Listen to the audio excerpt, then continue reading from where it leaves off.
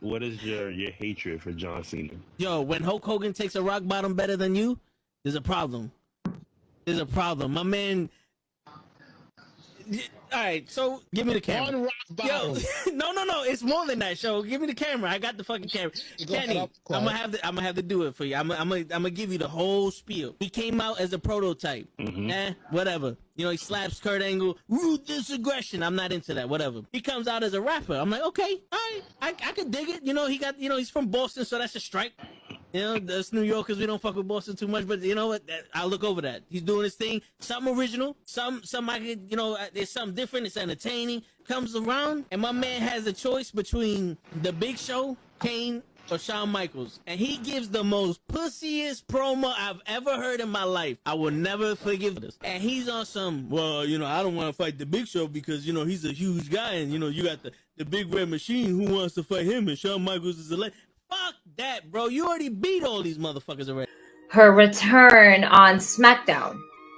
Okay. So I definitely read some rumors about that. Because for whatever reason, and I don't know Cody's you turn around and go back, and people are gonna be, you destroyed thrones, and you go back? We have been doing this shit for ages, and he still doesn't know how to take it right. Trust me. That's it. I got you. Oh, man, shit. Collapse with the kick. That's what I'm saying. That's the way he did collapse during the sun. It was the kick. It was the He's not even in his fucking chair when he gets in this fucking thing. He's not even in his fucking chair. Yeah, but there he goes. Oh! There he goes. Both matches without the wrestlers were in the table. And on that note, everyone, it's your friendly neighborhood. I stay loose, I stay hype. I stay loose, I stay hype. I stay loose, I stay hype. I could do this all night, cause I do what I like. Yeah, I do what I like. Yeah, I do what I like. Sipping goose, sip is right. And I go with the flow. Yeah, I go with the flow. Yeah, I go with the flow. Cause I know I'm the show. In the zone, here I go. In the zone, here I go. In the zone, here I go. Yeah, they know I'm a pro.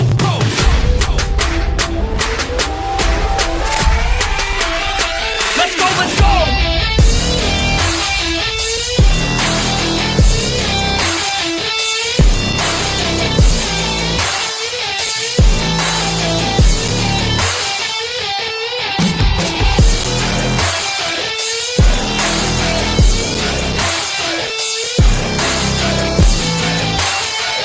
Yeah! Let's go!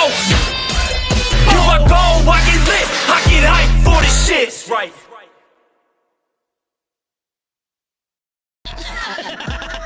Word. He be like, I got a left elbow and a right elbow. I can break your face with an any elbow. Make sure that you get elbowed in your elbow with an elbow. Got the arm ball, get the phone ball, get around with the bomb ball. Daddy's gonna take you to Jersey. Yo, what's going on, everybody? It is Thursday night. You know what that means is Wrestle with Knuckleheads. We in the building. And just because you own a German vehicle does not mean you have to make a video with an accent. You can make it as an American, thank you. What if I All want right. some more beef? That's right. What's going on? What's up? We back. Not much, man. We back, motherfuckers. We back. All right, what's going on? All I want is a and Christmas. While we're serious, Mr. Loki, it is your fault that Gigi is going through the shit that she's going through. Yeah, it's all your fault, Mr. Loki. You're lucky that she's not available to push you out right now because you're fucking up her shit. What's going on? What's fucked up? See? Miss Loki. I don't even know if y'all can hear me. What's going on, Janelle? Y'all can even. Y'all can. Wait, is this what's fucked up? Oh, maybe it's the cable from the camera. Let's see. And it's tech time with Gigi. Do, do, do, do, do, do. Do, do, do, do, do. I don't know why I'm doing the we just got a letter from Blue's Clues, but I felt like it fit. Do, do, do, do, do, do. Blue's Clues? Do, do, do, do, do, do, do, do, do. Now we take a shit. That's what he wanted to say, but they were on Nickelodeon, so he couldn't say it. Yeah. But what's going on, y'all? We back. It's another edition of that Wrestling with Knuckleheads. It's Thursday. That means it's one more day till Friday. It's a good time on Fridays. What's going on, man? How we feeling? How we feeling? I mean, I feel like we're gonna get into some shit today because What's up? I don't.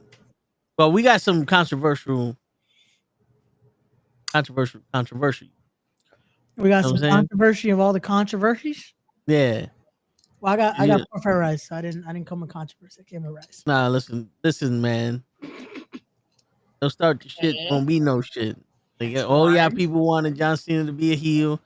Now he's a heel, and he didn't do nothing. And now we're tired of it, and this shit needs to end. Wait, Because we let it tired simmer. over a week. Yeah, we let it simmer, and it's boring. Where we is need this to- we? We need to do Son something. of a Me and the bitch. rest of the fans. Wait, No, you know, what you know, fans rest- complained about it? Wait, no, All of let me them. not say that. Let me not say that. All of them. You know, Cody complained about it. Cody gave a week promo on Monday. Came back on Tuesday. Gave another week promo. Wait, time out. We're done with it. Yeah, it's like Cesaro's push, bro. We gave it a good shot. We gave it a good college try. Let's get something over with. Wait, but even the Cesaro gonna- push had let's- more than a week. Let's change the main event of the WWE Championship at WrestleMania. To what? And let's do a 12-man Iron Man match. No, Elimination style. too many people. Nah. There's no such thing as too many people. If 12 is too many people, then you're saying that the Royal Rumble doesn't need to exist. That's what you're saying. 12 is the perfect amount of people for A us. card that already has 8 matches. That's a lot of people. No. This is my 2 cents. Listen, It might come off disrespectful because I only started booking shows recently. But if you gotta put matches on your card that feature a lot of motherfuckers when you already have a card in place, and it's just like, let's put bodies on the show, just don't do it.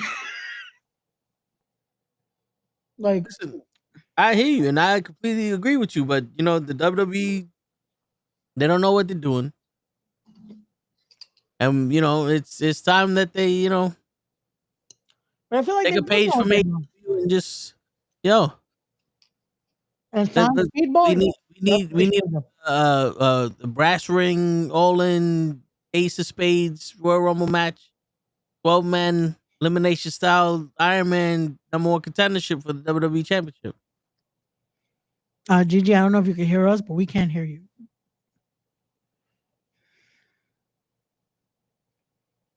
I don't know why I read that as Gigi come back. Don't you wanna be on the show? Something. 'Cause I don't know the words like that. Me neither. So I was just like, I hope so got it. I don't know. I'll admit, I don't know most of the words to some songs. Because that's how you listen to songs back in the day. Not Wait knowing the until lyrics. and wait until your part came out and you Gigi come back. That's it. Oh, but if I don't know movies, or no, No, his movies is different. You gotta watch movies. You listen to music. oh god. Yeah. Which reminds me, I have Look, an idea. you done insulted Gigi so much that you don't listen. You don't remember movies she left. Wow, fucked up. What you got? Some homemade ribs? No, so I ordered Chinese, but I also ordered a chicken on a stick. This is basically barbecue chicken, but A chicken on a stick. That look like a frog on a stick. Got a whole chicken on a stick? it's just like it's basically a chicken thigh, but they put it on a stick with barbecue. Oh, It's good. from the chicken Bob, man. From the Chino. Chinos put animals on sticks. This place does. I don't know what to tell you. No, that's from the Brooklyn. That's half Thailand, half Chino. Hey, it's good, man. It's good. Hey, it food. look good. Today's been a busy day, so I was like, you know what? I'm gonna just order some Chinese. Gigi is quiet because she supports my theory that this whole shit with John Cena has gone far too long. No, We needed to end. We needed to end and move on. Something new. It has just begun. They can't. Yo, we tried. We We should have let Cena simmer. But no, it's simmering right now. No, we should have let him simmer. He brought up too fast, and he's not holding his weight. No. No. That's why we didn't rush No. this Monday. Trust me, I know, Ray. Next week. I know. I know. But listen, It's as gonna much be as you okay. want this guy to succeed, he's not going to because they pushed him too soon. No, it's gonna be fine. They should let him sit. Maybe 2-3 years from now, he could be somebody. If he goes somewhere, I know you're gonna make it happen. Man. No, he got to wake up and pay attention. Oh, okay, shit. Listen, Mr. Loki understands. I thought I almost had the lyric there. I fucked it up. No, man. You got to watch Sister Act again. Go watch Sister Act again. Wait, Sister Act or Sister Act 2? Watch both of them. Okay. And just in case if you don't remember the movies, Sister Act came before Sister Act 2. No, I know, but the song, wasn't that from Sister Act 2? Yes. Yeah, but that's what I'm saying. watch Sister Act 1 so you can understand where the song comes from in Sister Act 2. Oh, okay. Listen. I was gonna say, chronological I remember the song being in the second one, not the first one. But that's what. But do you remember John Cena being in WrestleMania 3? No, because he was at 23. He wasn't at 3. See? You let him simmer. Let him simmer some more, and he'll be at WrestleMania like 3-4 years from now, or he can't. Let him retire. He's retiring. He's no, done. he's because everything is rushed now. It's no good. We're bored of it, and we demand. I'm enjoying this. Everyone, how are you enjoying something that's not happening? Because I'm enjoying the promo that they've shown. No, you're not. I'm enjoying that John Cena's gonna be on Raw. I watched Raw with you, Ray. I know you fell asleep during the Cody Rhodes bit. He was like, "This is the worst promo I ever heard." He was like, "Just because he has a black daughter and a black guy doesn't mean he can play the race card." We heard this shit already from you, Ray. Every Monday. You're just like, "Yo, you might as well bring right back." Oh hell, I would. That's what you're saying. I would never. That's what you're saying. We gotta ask Lay. Lay knows. Lay, where you at? There he goes. Yo, that would have been funny if that was Lay. They're like, oh shit, he heard me. Right. Good. Say his name and he appears. We believe in Lay Hendry. Yep. And I pressed the button and nothing happened. There you go. Wow. Uh-oh. Oh.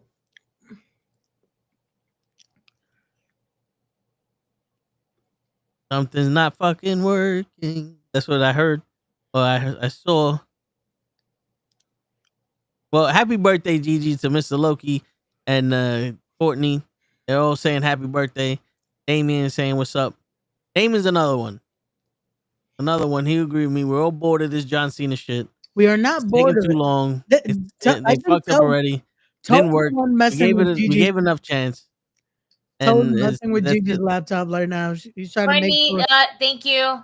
I don't know if y'all can hear me. If y'all can. Okay, well, it's from the internal microphone, not my actual microphone, because now all of a sudden, my microphone and my sound card doesn't want to be working properly with the camera.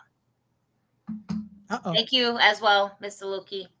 So let's see. I'm gonna put this on one more time. See, Cena does too much flippy shit. We're done with him. He's not a good heel. When did John Cena start doing promo? Flippy shit? He doesn't do flippy. You tell me. He got a Hurricane Jericho back in the day. Why can't I hear anything? That's my fucking. He's a bad heel. Why? He ain't got a promo. Can't I hear anything? We should have never got rid of Ricochet if we're gonna keep. Why am I still messing with a mouse that I can't even fuck with? All right, let's see. Put this back. Now you got Gigi fucking with a mouse you can't even mess with. Where do I go? I'm trying to understand this. This What's going on, is Janelle? not it.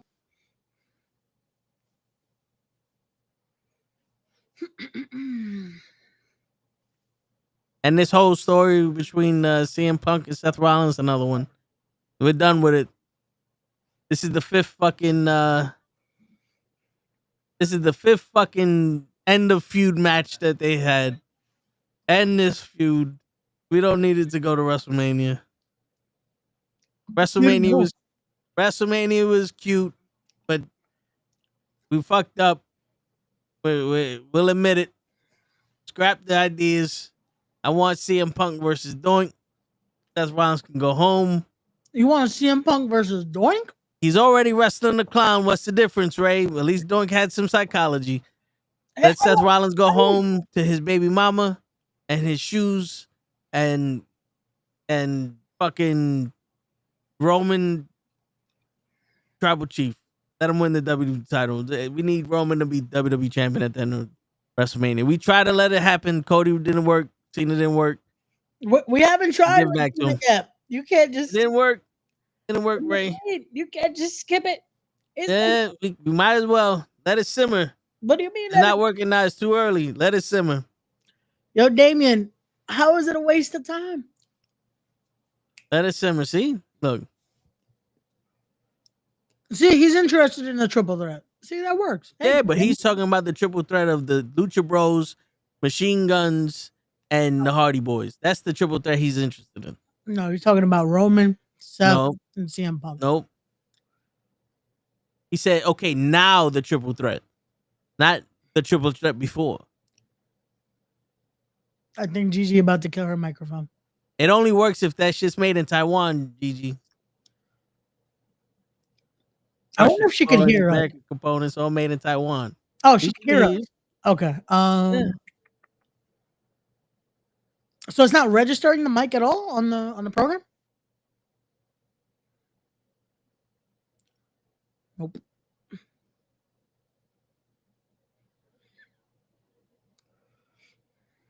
She said that her mic is like John Cena. It used to work with the camera, but because they tried it, she's like, I don't want to hear this shit right. They tried it, it didn't work consistently, and nobody wants to see John Cena anymore. It was cute. They turned him heel. No one cared. Didn't work. Just put him in there. Put him in the fucking Judgment Day. Put him in the Judgment Day with Dominic. Let Dominic give him his heat. In the Judgment Day? What are you doing? Yeah, that's it. Fucking, we tried. That's what we could. Did we? Yeah, I mean, Gigi is trying harder to get her mic to work than WWE is writing stories, but it's all right. We believe in Gigi. We do. We believe in Gigi here. Let's see if it's gonna happen. Word. Ray said if you don't get your mic to work, he'll let you put him through a table. Or hit him with a chair at the show. Now I'm gonna get hit with a chair. That's on the head. On the red spot. On the head? That's fucked up. On the red spot. Wherever the red hair is. Oh, cool. I'm not gonna have red hair by the show, so it's okay. Yeah, that's what you said before. Well, I gotta cut my hair anyway, so. You lied. No, I'm cutting my hair next week. You are a liar. Remember, I can't have red hair for the wedding.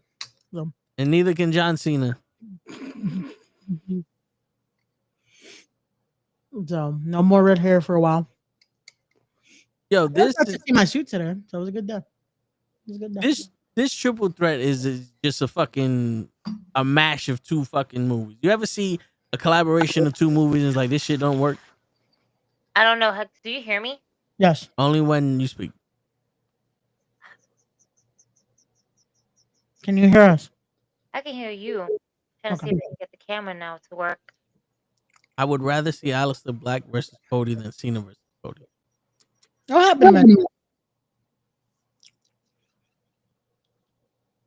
It will happen eventually, but right now it is Cena Cody. You motherfuckers!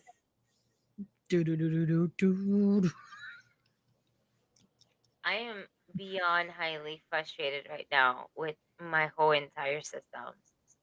Like I don't know what's going on. Like, this is uncalled for. This is completely uncalled for. That's weird because it's not like you moved anything. Well, that's the thing. I moved my laptop. Mm. And I think that the adapter that I normally use is damaged and it's gone to shit right now. And it's not reading shit. Are you in the right USB plug on your computer? Bro, it's the same shit that I use. There ain't nothing new, ain't nothing different. It's just I honestly believe after a while through wear and tear, this thing just like messed up. And it says it's unable to access the camera. Make sure it's properly connected. Like it is properly connected. I don't know what's going on, and I don't want to disable my audio because the minute I disable my audio, then my microphone just stops working. It says unable to access the mirror, but bet if I do that, let's just turn on mic. Boom. Can we, if we disconnect, I'm so annoyed.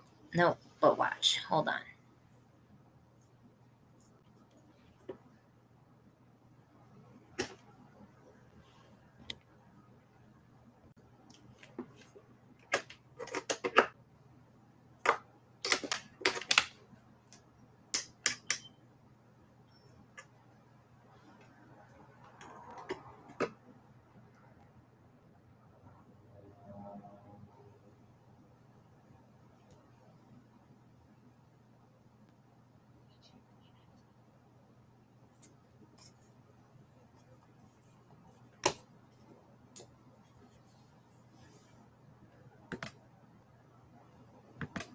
And Gigi had more technical problems than Cena trying to fix her bald spot.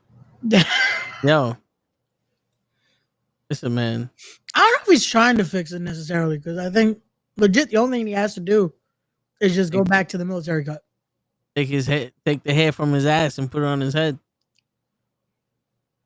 That's how they did it in Turkey. Yeah, Ray. We didn't have pills and hims and hers back in the day. We had a hair club just for men. Not only am I a client, but I'm the president.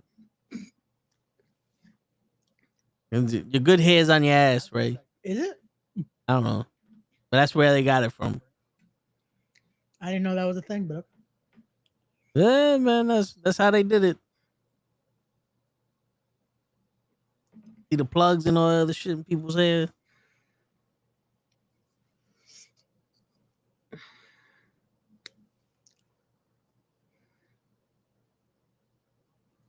See? Just called you a fucking in fuck. I think she's talking to her computer. Wrestle Lowe's. What's up? Yo. What's going on, Wrestle Lowe's? You want to know the funniest part? You guys can, it says eternal mic. I don't know where the internal mic is coming from. I know you guys can hear me now. Yeah. It's like it for some odd reason, and I can't even explain why, but it is acting like a cunt. But besides it's acting like a cunt, it's like I can only have one or the other connected. So I'm using my sound card to hear you. But my microphone, it says internal microphone. Now, if I switch over to this particular microphone, you guys won't be able. We're hearing now.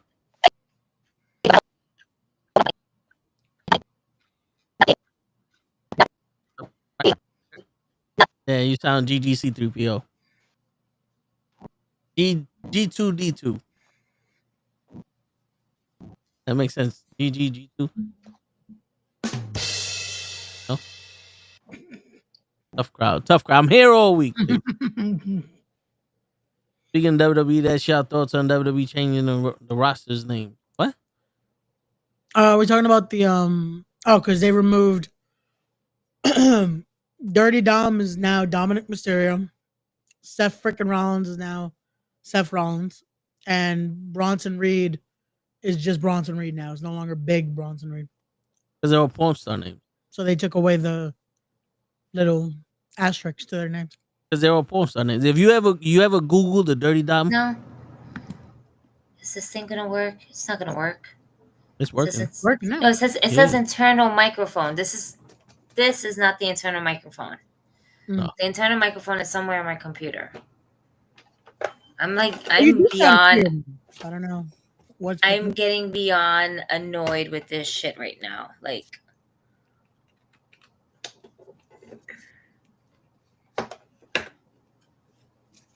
I'm about to like throw my shit out the window right now. That's like no. I'm trying.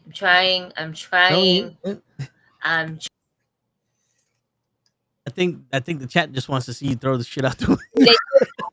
They really want to do that because it's almost like every time she does, like we have sound, it's like, oh, is it working? Is it working? Nope. You know, I'm starting to think it's the sound card. If you Yeah. hear us through the sound card, but you can't talk, it might either be the mic or the sound card. Because usually that stuff will be all bandwidth. so the mic is connected to the sound card. I can't connect that to my laptop. I'm working with a laptop. I'm not working with it, much here. I have to go through the sound card. The sound card is just fine. The sound card should not be the problem, because I've been doing this for how long? And using the same sound card. All right, so dumb question: is the volume on your mic up? Of course.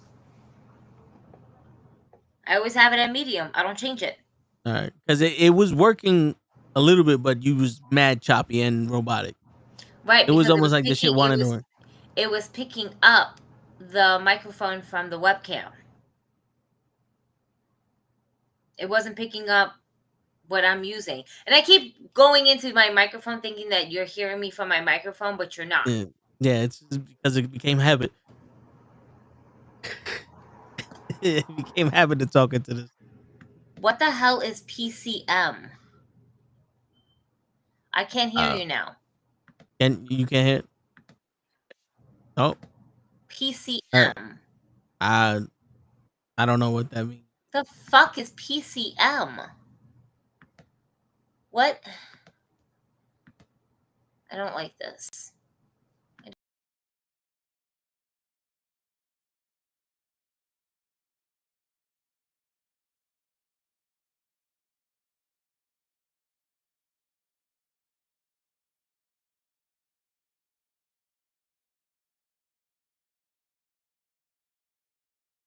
I tried to Google it and it came out with weird shit. Because PCM is a kind of mic, but these are like USB mics. That's your sound?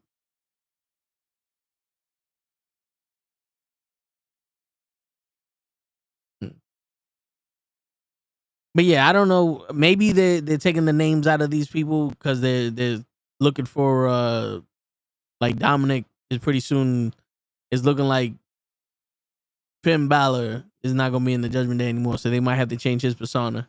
That for Dirty Dom to regular Dom. Big Bronson Reed, they're probably gonna repackage him when he comes back from the ankle injury.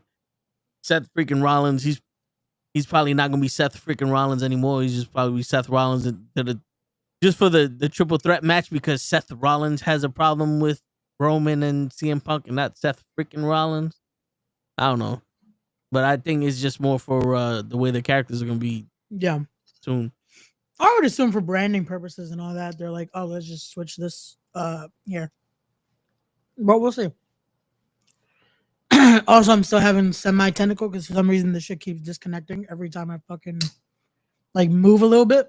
All this disconnect. Everybody's having problems. Today's not a good day, y'all, for technical difficulties. Shit. We're trying though. We're trying. You know what? You know what it is. What's up? You didn't never fucking said they threw the baby.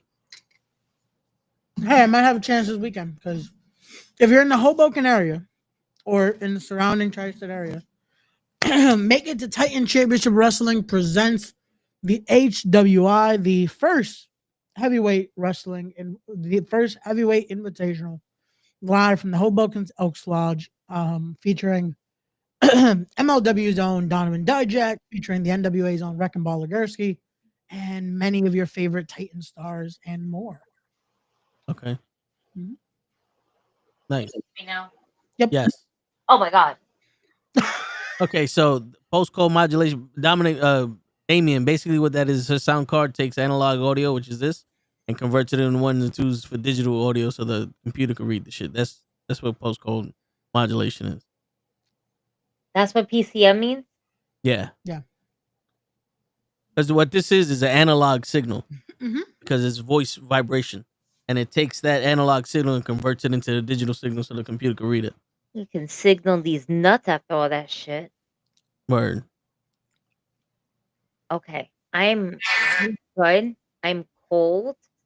I'm going to grab me something. I am going to grab me some Jameson because this shit just stressed me out for the first like 34 minutes of this show. And it shouldn't have.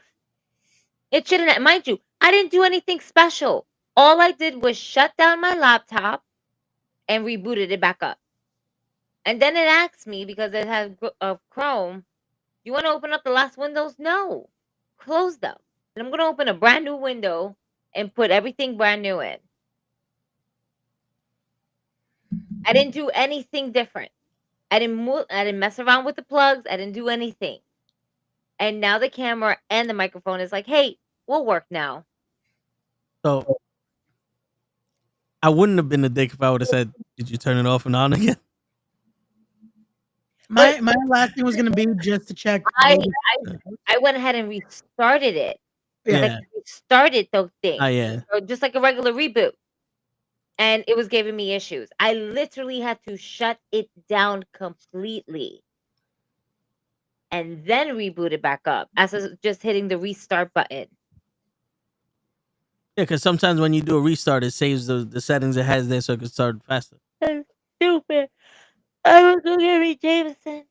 And that stressed me out. Look at that. Took mad energy of me right now. Now I'm gonna get me Jameson. I'm afraid to turn that on.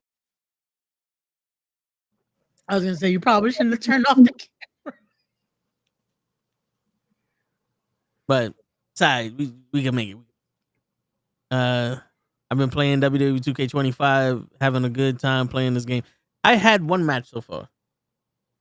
Did I tell you about that? Hogan versus Rick Rude and No. Yeah, it was an anywhere pins for a match. I was like, oh, this is cool. It kind of reminds me of the other games, so I wasn't like, this isn't new. But it was just like, all right, this is cool. I made my guy, already changed him right after I made him. Yeah, it's always like that. It's always gonna be, let me switch this up. Let me switch this up. I've played a bunch of my faction. I basically did the whole first portion of World Tour. So now I just have to wait for the next patch to come in because I have to do that and then the other stuff for my faction. I hear you. I might do that shit. I don't know. Get a reason to play the game or some shit. Jimmy Jam Garvin, what's going on, man? Yo, what's going on, Jimmy Jam? Long time no speak. What's going on? What's going on? But yeah, so that like when we first got on here, I was doing showcase. I'm on, I believe, the last few matches already because I decided to play the whole thing today. Okay, it's been good. Yo, Paul Heyman killed it this year. Like anything that actually has like Paul talking, yo, he put in that effort. Like he was cutting promos for this shit. Like it was dope. Nice. I mean, he's a Hall of Famer now. He gotta do that. He gotta do his thing. I still say it, and I will say it here. That speech he gives fucking in Hall of Fame is what can motivate a lot of people to do some shit. Like it motivated me. This is why respect is happening. So there you go. Oh, what do we got in the comments? Hold on, because I'm missing out on all this. And of course, now Restream doesn't want to let me check the comments. What the fuck is happening? Mm-hmm. It's like every time I go to the comment section, it's just showing me the it's trying to make me touch the overlay for some reason. That's not what I'm trying to do. Oh, you might have to refresh the page. We should be good now. All right, there we go.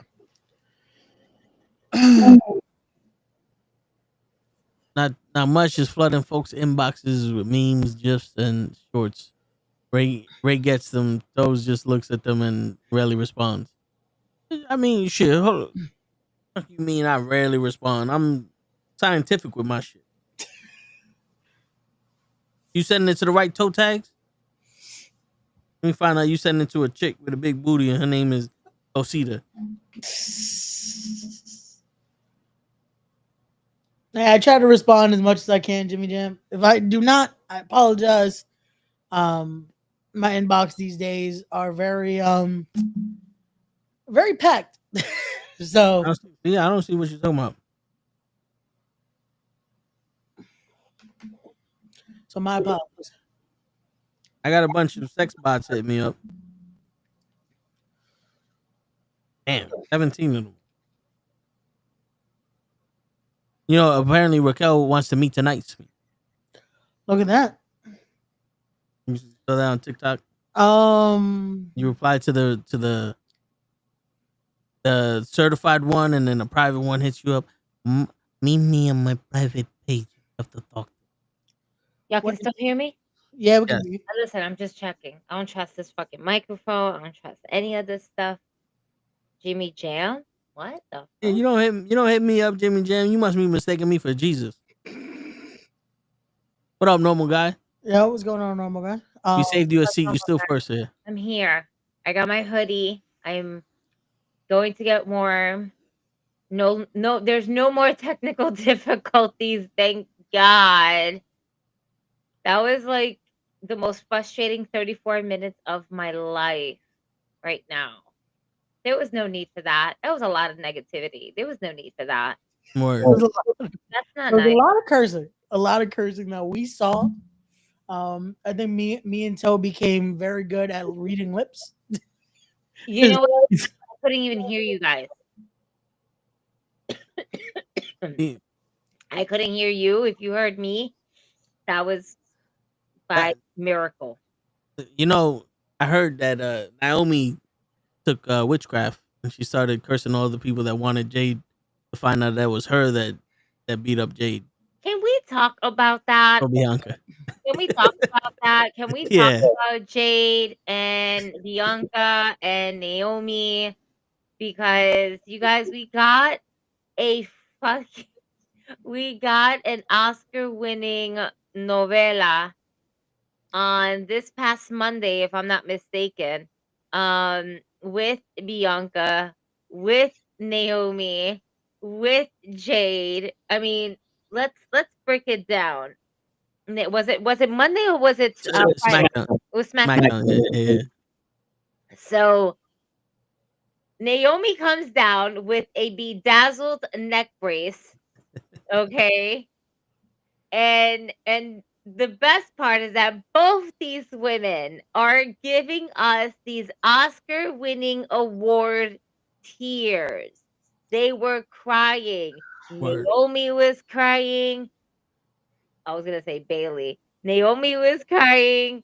Freaking Bianca Belair was crying. And they were crying like, why don't you tell me? Why don't you tell me? Yeah, I did it for you. I did it for you, Bianca. And of course, it's like, aw, like father-in-law, like daughter-in-law. How adorable. Word. I did it for Bianca. Yo, that was hilarious. On the most realest shit, that was one of the most funniest things. And then the amount of memes that came out with Rikishi's whole face during that pregnant but with Naomi's face in it was hilarious. The internet does not fail us.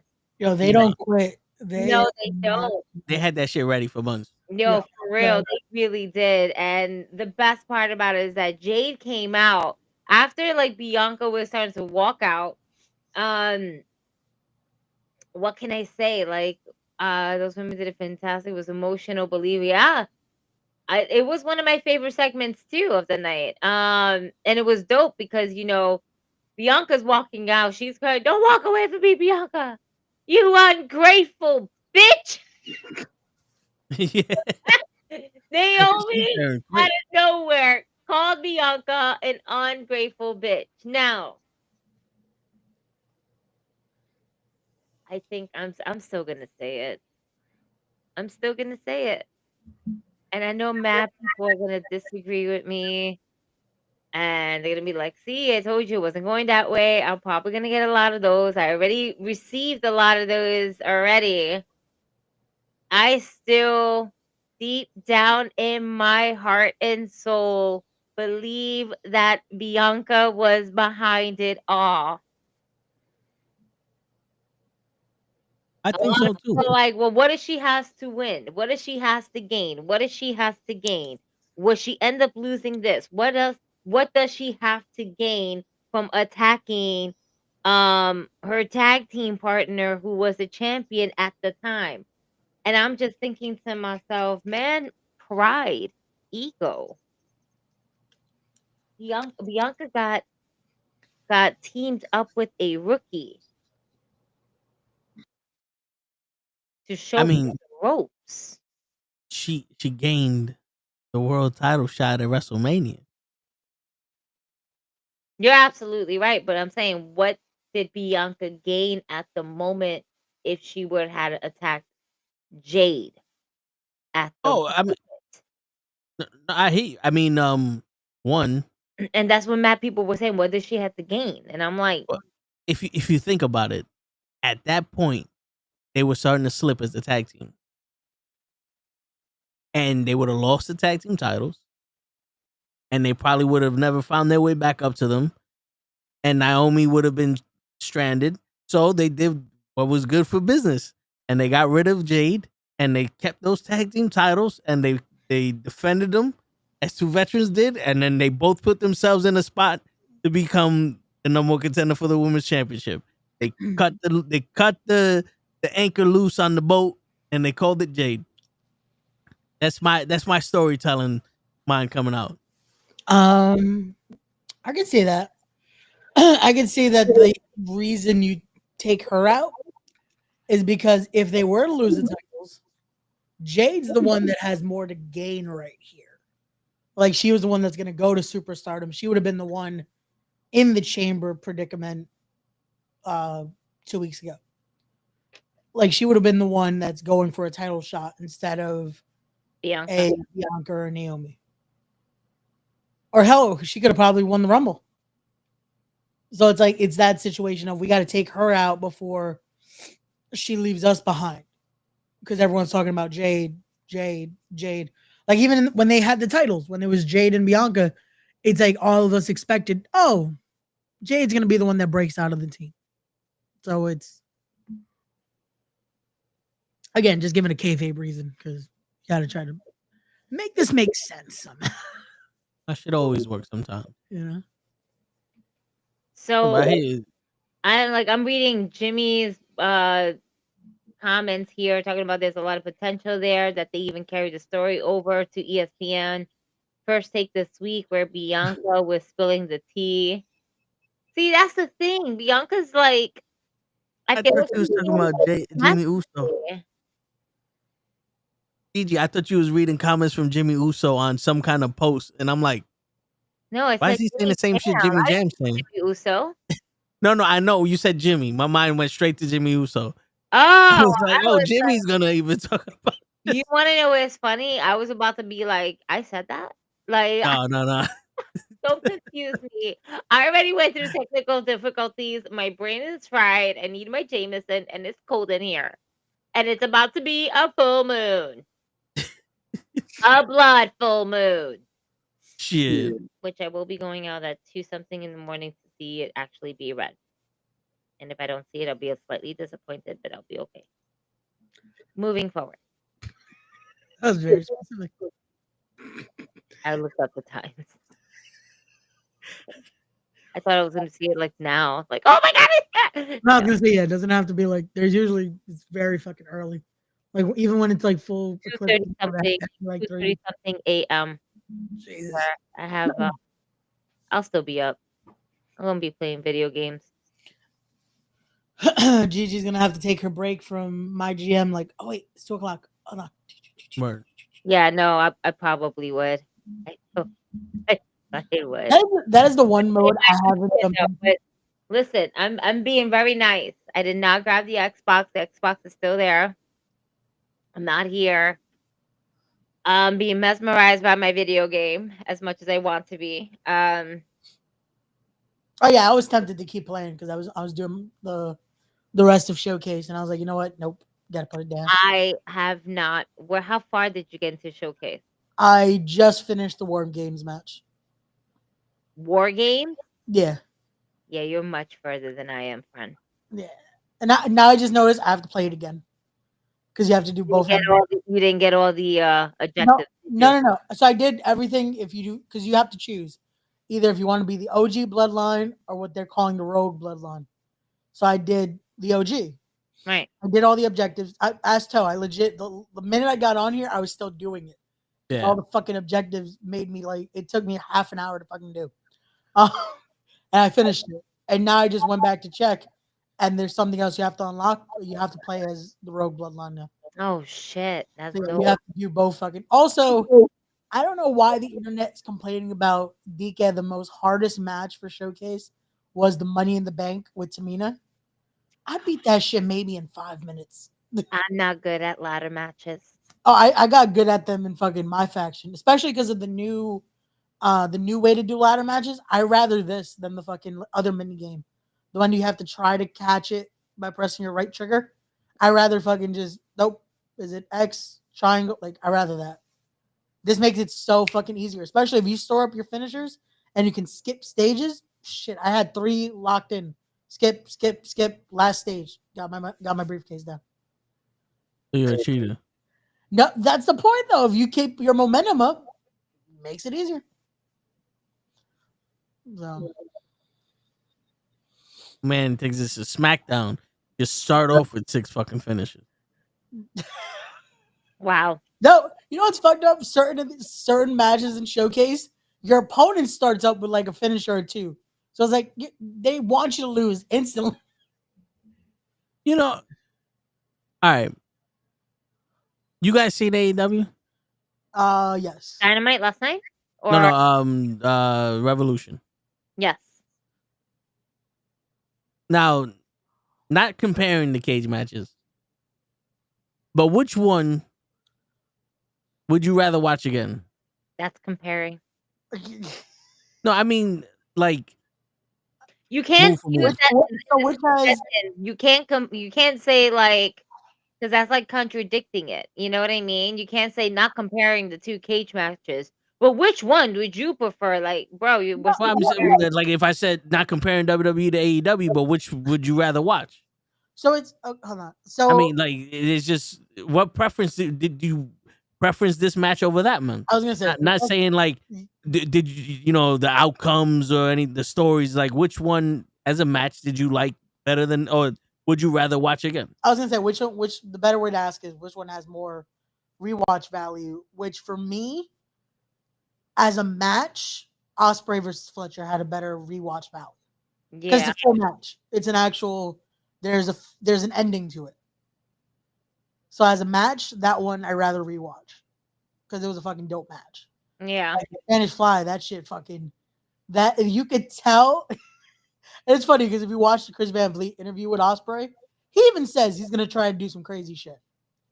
And in that, you could tell halfway through, he's like, "Oh fuck, well here we go, wee," and has to do the bro. If he doesn't twist halfway through it, he possibly could fucking dislocate his shoulder.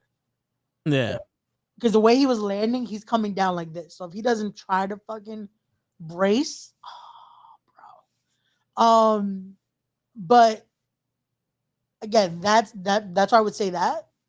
But the ending though for fucking Mondays, it sets up so much. So it's a dope ending. But yeah, it is. Compared to match by match, I'd rather rewatch Fletcher and Ospreay. Both are good matches.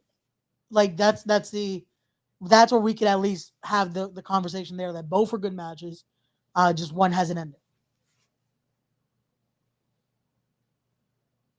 because I know I'm trying to find it, but I think it was Bubba Ray and Tommy Dreamer talking about how the cage match on Monday was perfect.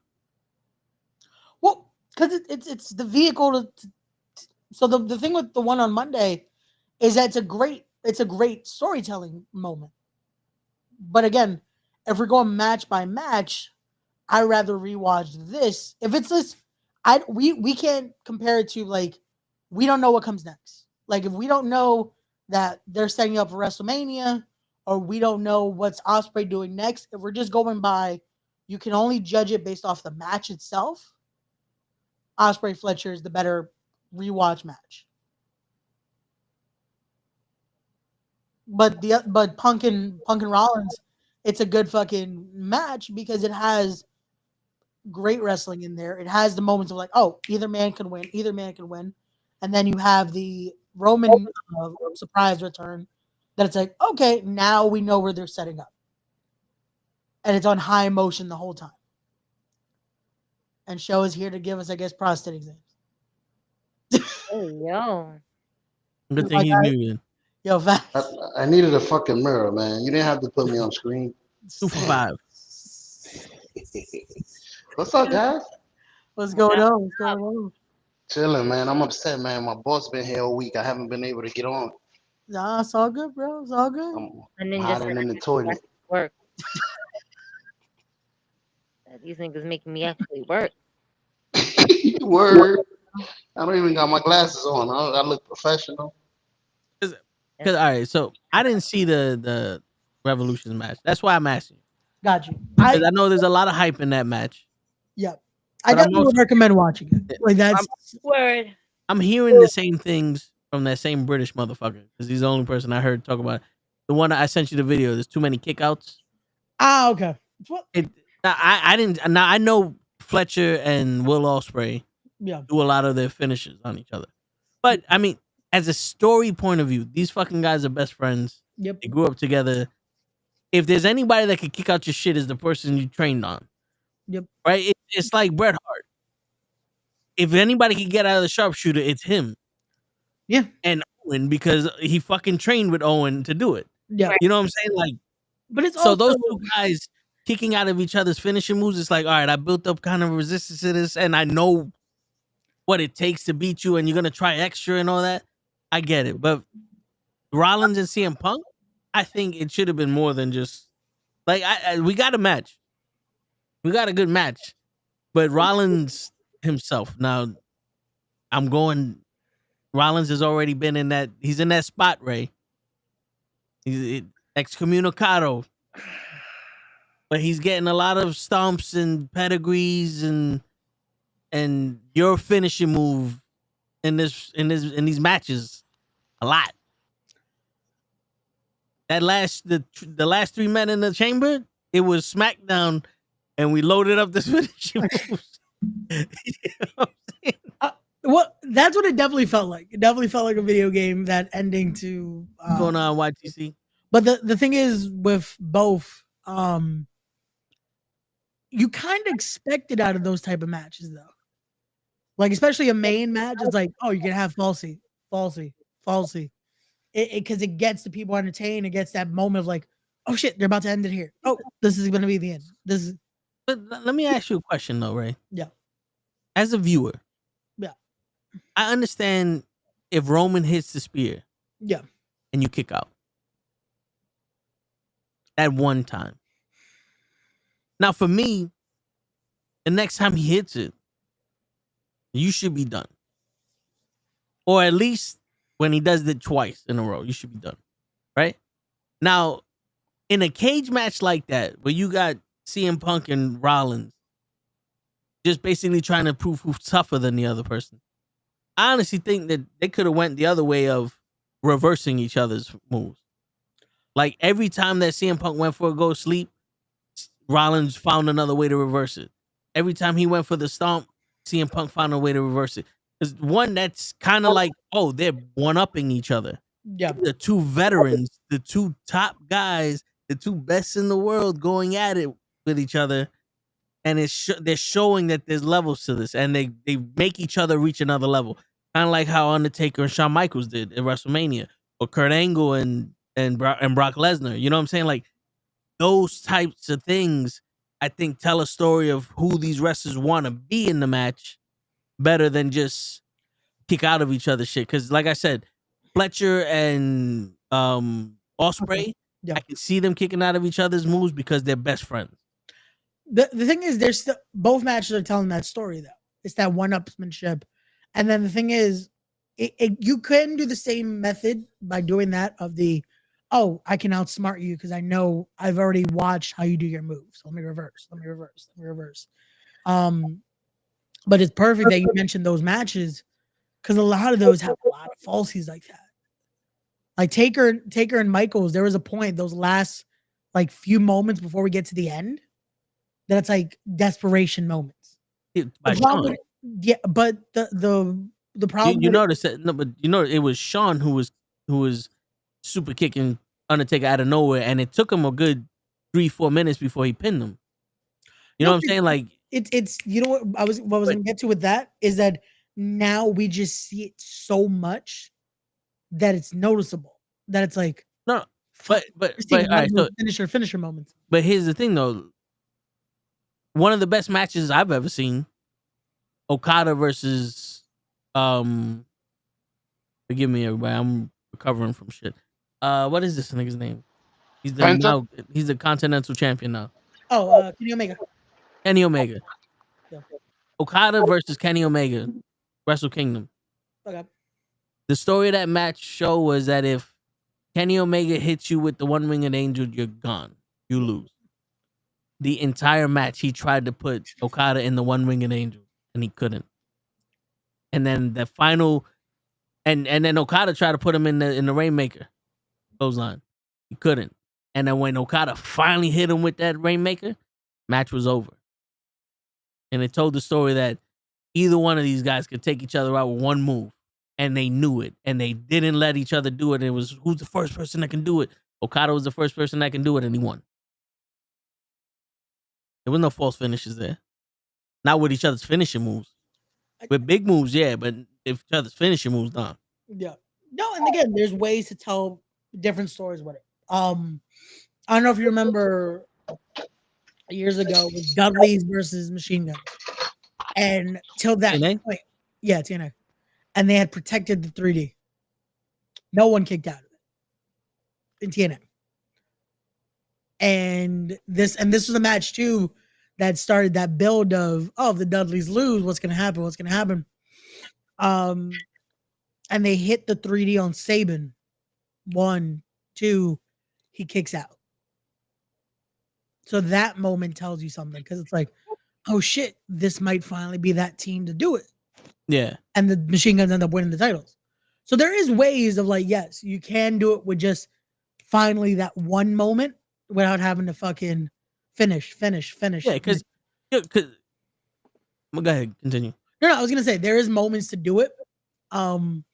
But there's also those moments that you're gonna again play that one-upsmanship because it's like again, it's telling that story of fucking what is it gonna take? It's that moment of fuck desperation. I gotta hit this. Fuck, but I'm already tired. So does it do the damage? Because that's the whole point of it too. Is just like they're fucking on E, and just like fucking, I'm gonna try one more time. And it's supposed to give that feeling of fuck. Maybe if I was at full capacity, would it be the end type deal? Is the false finish acceptable if the opposite guy is hitting the opposite guy special?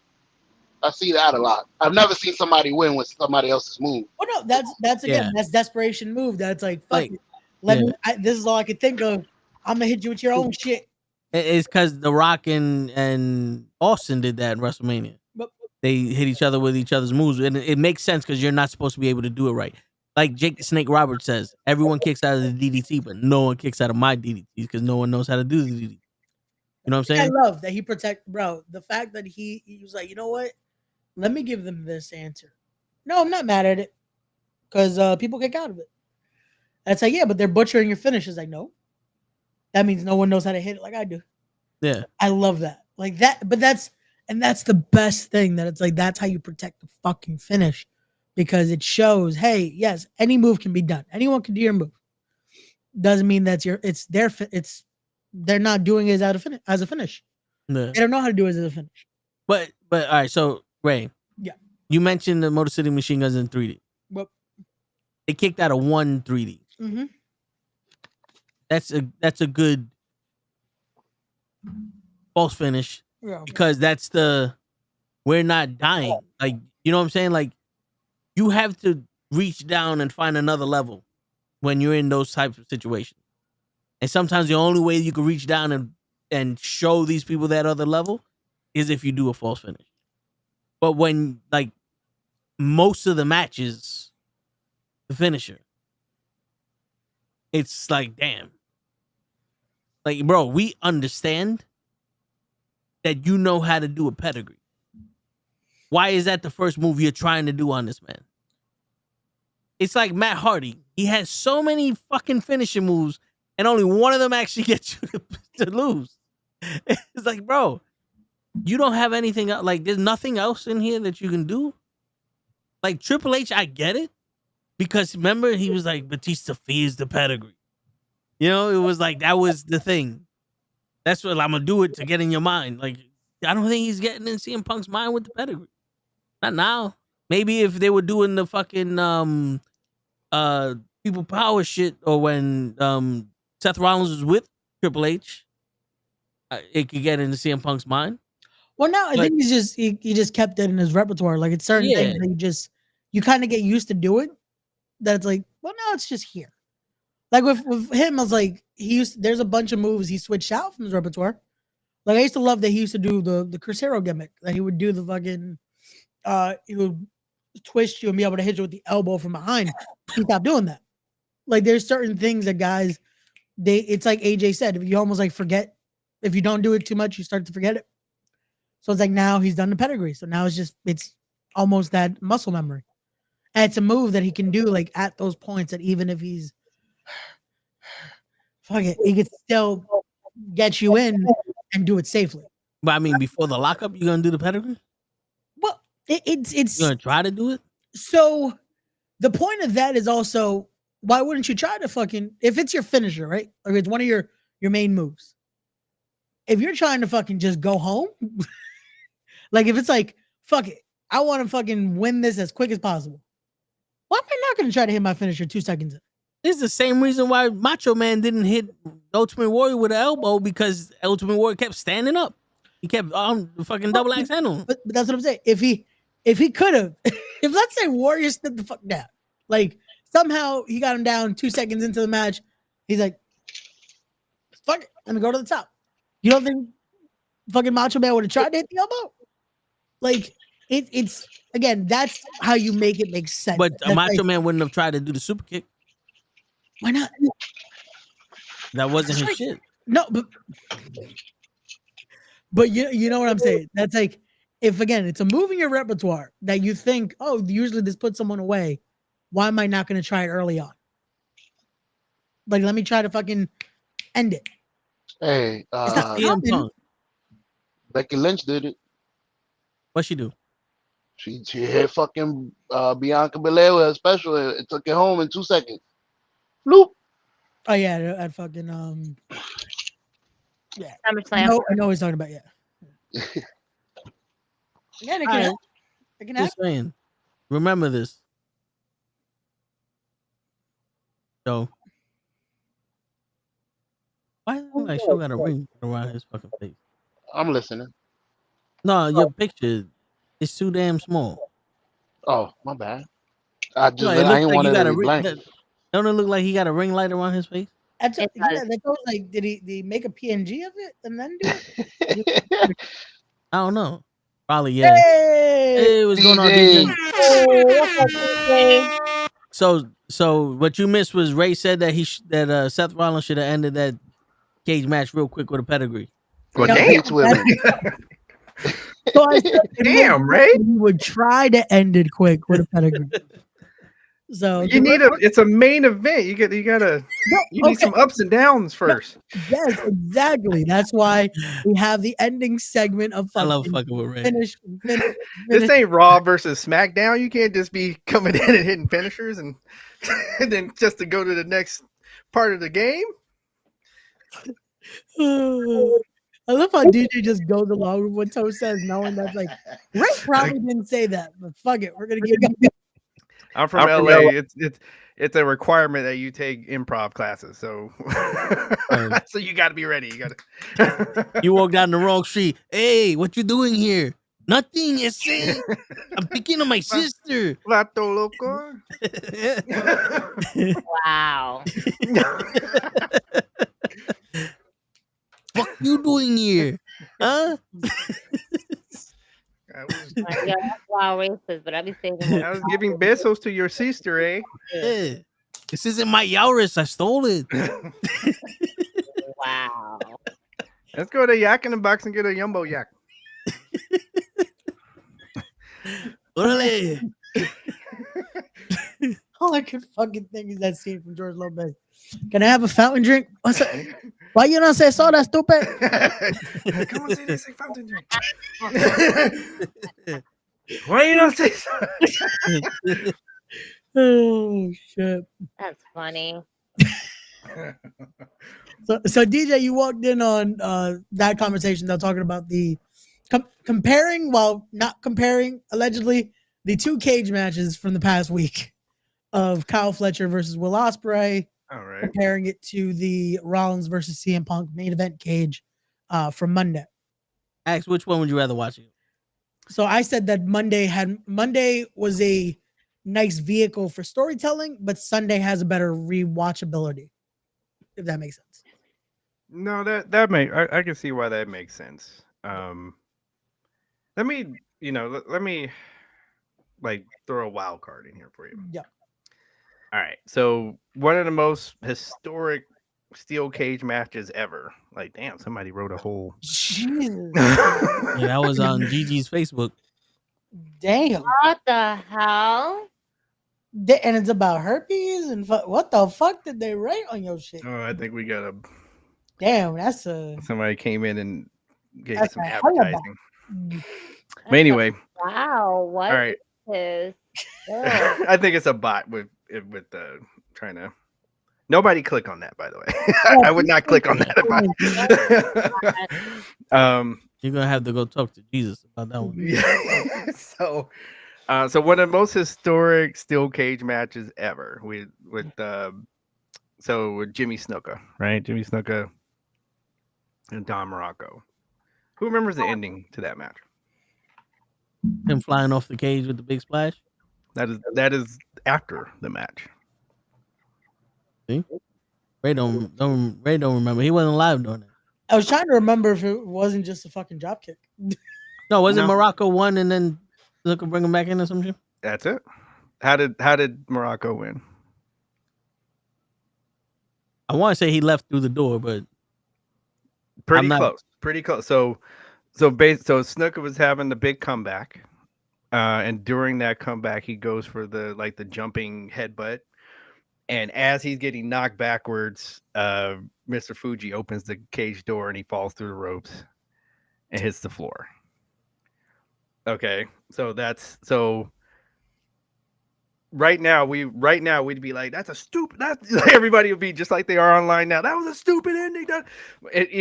But here we got this moment though from Jimmy. He's like, all right, no, you might have won, but damn it, I'm still getting you're getting your comeuppance on this. So he brings him back into the ring, puts him down, and does the leap. Okay, so a lot of people don't know that did not happen during the match. That was after the match, after Don Morocco got like this really slimy, seeky win. So like you said, so kind of like going with what Ray said, like for the purposes of the stories and it just keeps some crap going, so we got, the tribal chief comes down and yanks him out of the cage just so he can beat his ass, right? He couldn't wait no more. I'm not waiting to the end of this match. Damn it. I want my pound of flesh right now. Whereas not like, so again, great match with Ospreay and all that. But at the same time, like, I just have a problem with, like, say, for example, I was watching on AEW Botches, like, shout out to that account. It was either that or Botchamania, one of the two.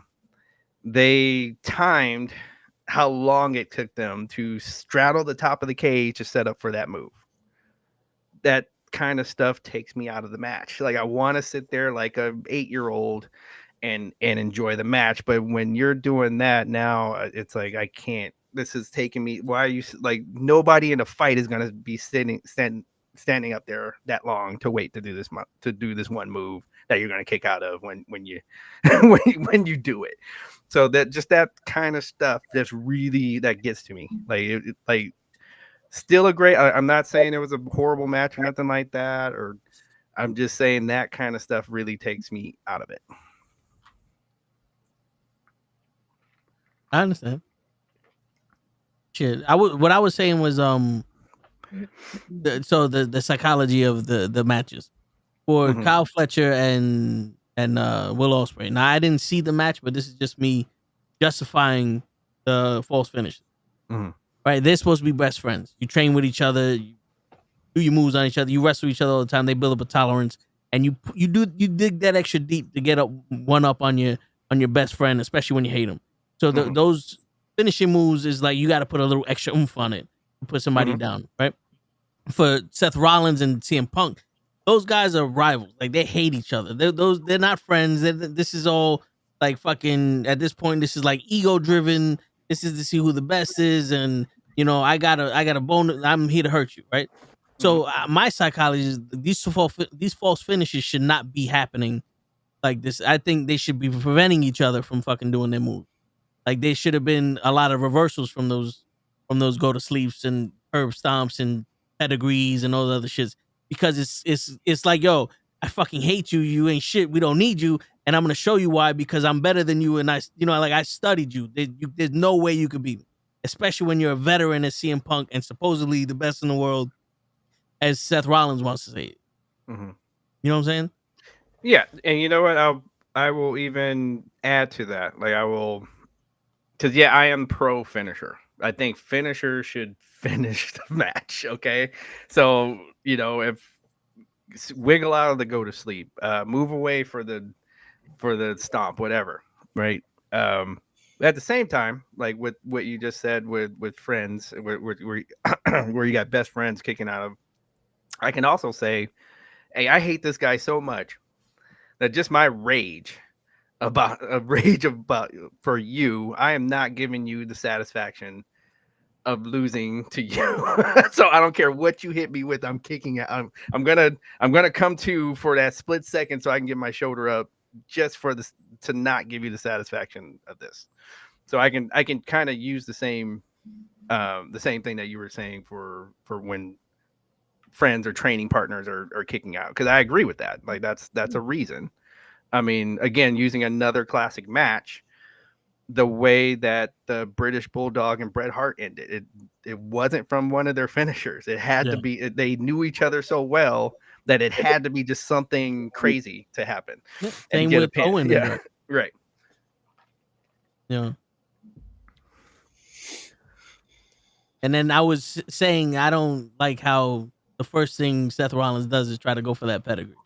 And Ray was giving me a 20-minute speech on why he should always go for that pedigree first. I'm not saying he should always, but I'm saying there's rationality to trying to do it, especially in a feud like this. If I fucking hate you, and I'm saying I'm better than you, I'm gonna hit you with my finish as soon as possible, because I just want to fucking prove I'm better than you. I really think people that don't like each other want, like, especially in a cage, this is also about the beating. It's not really about the win. I want to. You're gonna feel this. Because I again, this unfortunately is breaking the fourth wall a little bit, but I'm a stickler of, I hate when it's feuds like that, and the first thing we're doing is a lockup. I hate it. I'll say that in matches when I see two people like fucking, oh, we're gonna do. It's like, why? You hate each other. Why the fuck are you locking up? Go for something. Like, because that to me, we're coming in like fucking, like we're either fighting or I'm gonna try to hit you with something to just put you the fuck away now. What's the first thing Ospreay does in every match? Just to go with what you're saying. Like, it's gonna go with your point. The first thing Ospreay does in a match ding, and he turns his back to his opponent to run to the ropes and go do a flip every time. What the hell? Like, this is supposed to be we don't like each other. It's supposed to be a fight. Why I'm gonna go wait for you to run and do some gymnastics to come at me? I can't do it. Like, this is why I can't. I can't, like, and you can tell he's got that kind of personality that he's like, nope, I already know it all. Like, I watched that interview he just did. Yeah. And that's the real reason why I think he didn't want to go to WWE. Because he thinks he knows it all now. I know it all. I know what I'm doing. This is this is going to be the best thing for me to do these things, not what you're going to teach me or try to teach me. So that's why I think he didn't want to go over there. I mean, he works with people that he can work with. I mean, like with Swerve Strickland and even MJF and all that. He puts on good matches, but you notice a lot of them are very similar. And then, yeah, even that cage match. Like, so again, again, the cage match was good, but there was some repetitiveness that starts to happen. It's like, dude, like, I know there's some that think that this guy is the best in the world. I just don't. I can't. Like, after a while, I'm like, I gotta go. I'm going to get a beer. Like, I can't. Like, because because after a while, you see all those matches, and you kind of like, all right, is Kenny Omega like is Will Ospreay the new Kenny Omega? He's gonna take a break off because his body's broken. Man, remember, Omega was wrestling so much and going through all that stuff, he had to take off. Like, granted, that was real, but like kayfabe, Ospreay's having death matches, right? With the way his finishes go. You would expect him to be on some, yo, bro, I can't keep going no more. Well, we'll find out.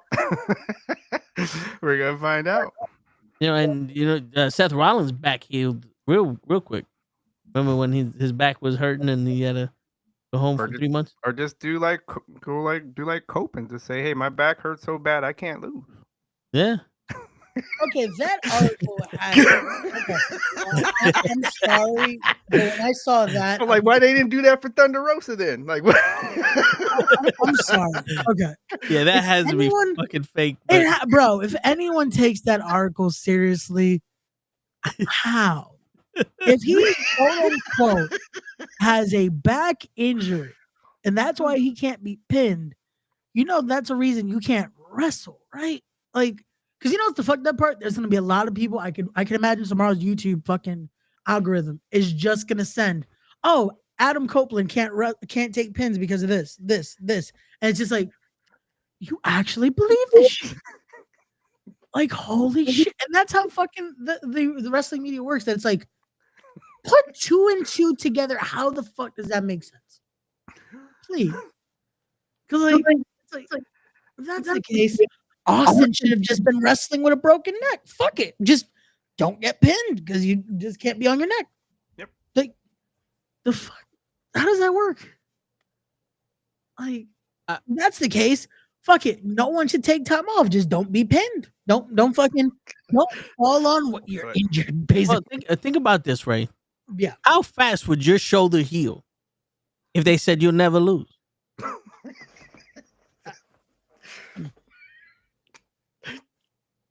But you kind of need that shoulder to get it up off the mat, though. According to this article, expeditiously. I just don't have to. Look at how didn't he break both of his legs and 14 of his ribs and 2 kneecaps jumping off of the cage? He came back like what 2.5 weeks, and he's still winning. He's like, yo, if I keep winning, I'll keep coming. I don't know. Other than that, I broke my back. No, in my GM mode, they're automatically off about like 5 weeks after an injury. I'm just saying, like, that's just based on my knowledge in GM mode. So that's computer simulation, GG. Not real life. You don't need to heal when you don't lose. Listen. Wait, people got to show up to the pay-per-view, damn it. I don't even know where this conversation went to. I just went all over the place right now. I'm just trying to roll up. I kind of want to see what Damien means by this, because what do you mean? Because he said this is coming from someone who likes the Cena bullshit. Bullshit. What are you coming at, Dave? What opinion of mine doesn't count now because of the Cena bullshit? Uh-oh.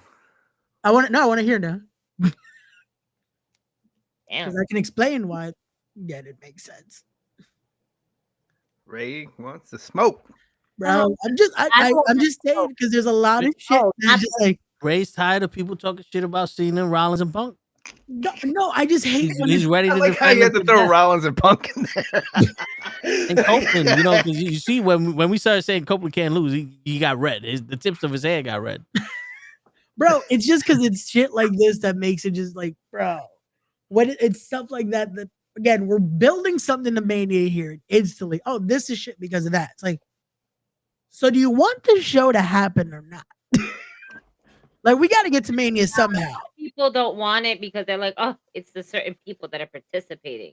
I'm not going to watch that garbage because these people are participating. I just wish that people would stop with the negativity idea. I agree with I don't like this match because John Cena's in it. I'm not going to watch it anymore. Nah. Like, bro, because I saw people were mad, like Roman being a part of it. And I'm like, so do you want Roman not to be in Mania? Yeah. I mean, he could fight Carlito. Listen, yo, DJ, am I right? Yo, DJ, am I bugging when I say we tried enough with the Cena shit? Didn't work. We got to move forward. It just started. Oh, I mean when we did with Ray, with Jay, he got to simmer. So I mean, just let Cena simmer. He's not ready yet.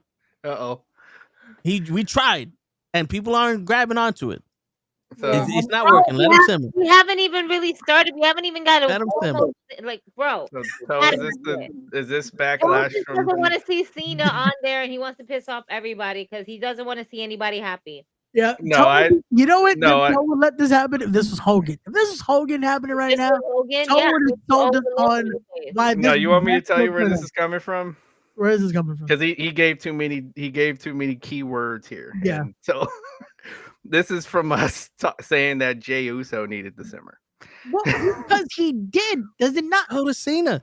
How? He had I know how to like read. 4 Like years. I've learned how to read. Togen has dog whistles, but you gotta listen. The thing is, again, if we That was normally ignored, DJ. You know how to talk to DJ finally. You got to turn him heel and all that other stuff. It's not working, right? How? It's not working. We just started. The worst part of Raw was Cody. But that's already Cena's bringing him down. Already Cena's bringing him down. How does that have to do with Cena? It's not working. Because that was a promo on Cena. It's not working. Let him simmer. Let him simmer for another 2-3 years. You can't say that until Monday. No, I could say it because it happened on Monday. And no. I'm saying even we said this. This promo just made the fans go quiet. No, we said it. Cody's promo. And Cody's promo was on Cena, and if he can't get over Cena's not over. Let him simmer. Wait, 4 or 5 years. Time out. Let him simmer. Because Jay wasn't over, and Jay was everyone's eating, but no, he's not over. So if Cena can't get over with Cody talking about him, who can get him over? Right? Like because Cody's half black, he got a black eye, he got a black daughter. He can't get Cena over, and Cena's heel now. Everybody wanted Cena to be heel. Remember that was on the Christmas list. Santa came by and made him heel. It's not working. We gave a good college try. Everyone is talking about it. How is it not working? Come back and try it again later. How is it not working if everyone's not talking working about it? You know ratings are going down. AEW is putting on good pay-per-views. It's not working. We're losing. WWE's losing now. Cena's a heel. How are we losing? They changed the landscape of wrestling forever, and AEW's winning. How are they winning? How are they winning? They had a better Sunday than WWE did. Oh. That's good. They should be having a better Sunday. WWE didn't run. Hey, and whose fault is that? Because of Cena. John Cena. I knew it. Let him simmer, Ray. It's too much of a schedule for him. So, you know how we know this shit's working? He's too old. So, you know how we know this shit's working? The John Cena heel turn is working? Because you continuously have to talk about it. Yep. And you have to every week try to disprove why it's not working. Yep. We didn't have to say much for Jey Uso. We just had to be like, results are there. It wasn't working at the time. Yeah, because only the entire crowd was going yeet. At the point they wanted to originally put him in the title picture? No, they weren't. Yeah, they were. Show me. You know what? You know I know Jay was working? How? Because they made him lose every week. And he was still the hottest person on TV. John Cena has lost every match except for the Chamber for the past 5 years. And he's still John Cena. Yeah, he's still John Cena. He's still forcing his way in and becoming the worst part of the fucking show, even when he's not there. The and worst what? part of the show. Yeah. Because think about this. You're happy that you're happy that a man is coming in to wrestle Cody Rhodes. Yes. And our number one contender, Jey Uso, who you finally said take off the pot because he's done simmering. He earned it now. Is wrestling fucking Gunther. Ready Player One. Oh, so the build-up match. So you're fine with our future champion, the future of the WWE, being treated like the Big Show, so that way John Cena can get his storybook ending. Why is he getting treated like the Big Show? He's not like he's. I don't know. Face. You guys know because you let him simmer so much. I literally said that. No one else in here is saying anything like that. But you. Maybe okay. Literally comparing Jey Uso to the Big Show. That's disrespectful coming from you. No, it's not. No, it's not. Story time. Give you a fact. Every time the Big Show was a champion, he opened up the show against a nobody. Them titles never went nowhere, and he was just served up to Brock Lesnar as a transitional champion. That's what I mean by he's treated like the Big Show. He's not even being a main event of his show. He's not even being able to cut promos. Just go out there and yeet and come back out there. Even Gunther is losing a step in this fucking thing. So that way Cody and John Cena can be evil. We needed John Cena to be bad. And how can we make him bad? Take Gunther off TV and put Jim Uso, put Jay with fucking Ready Player One. That could be okay for WrestleMania. Put a 45-minute promo for Cody on Raw. Ruins Raw. Put a 45-minute promo for Seth Rollins. Ruins Raw. Put Drew out there. It ruins whatever the fuck he's out there.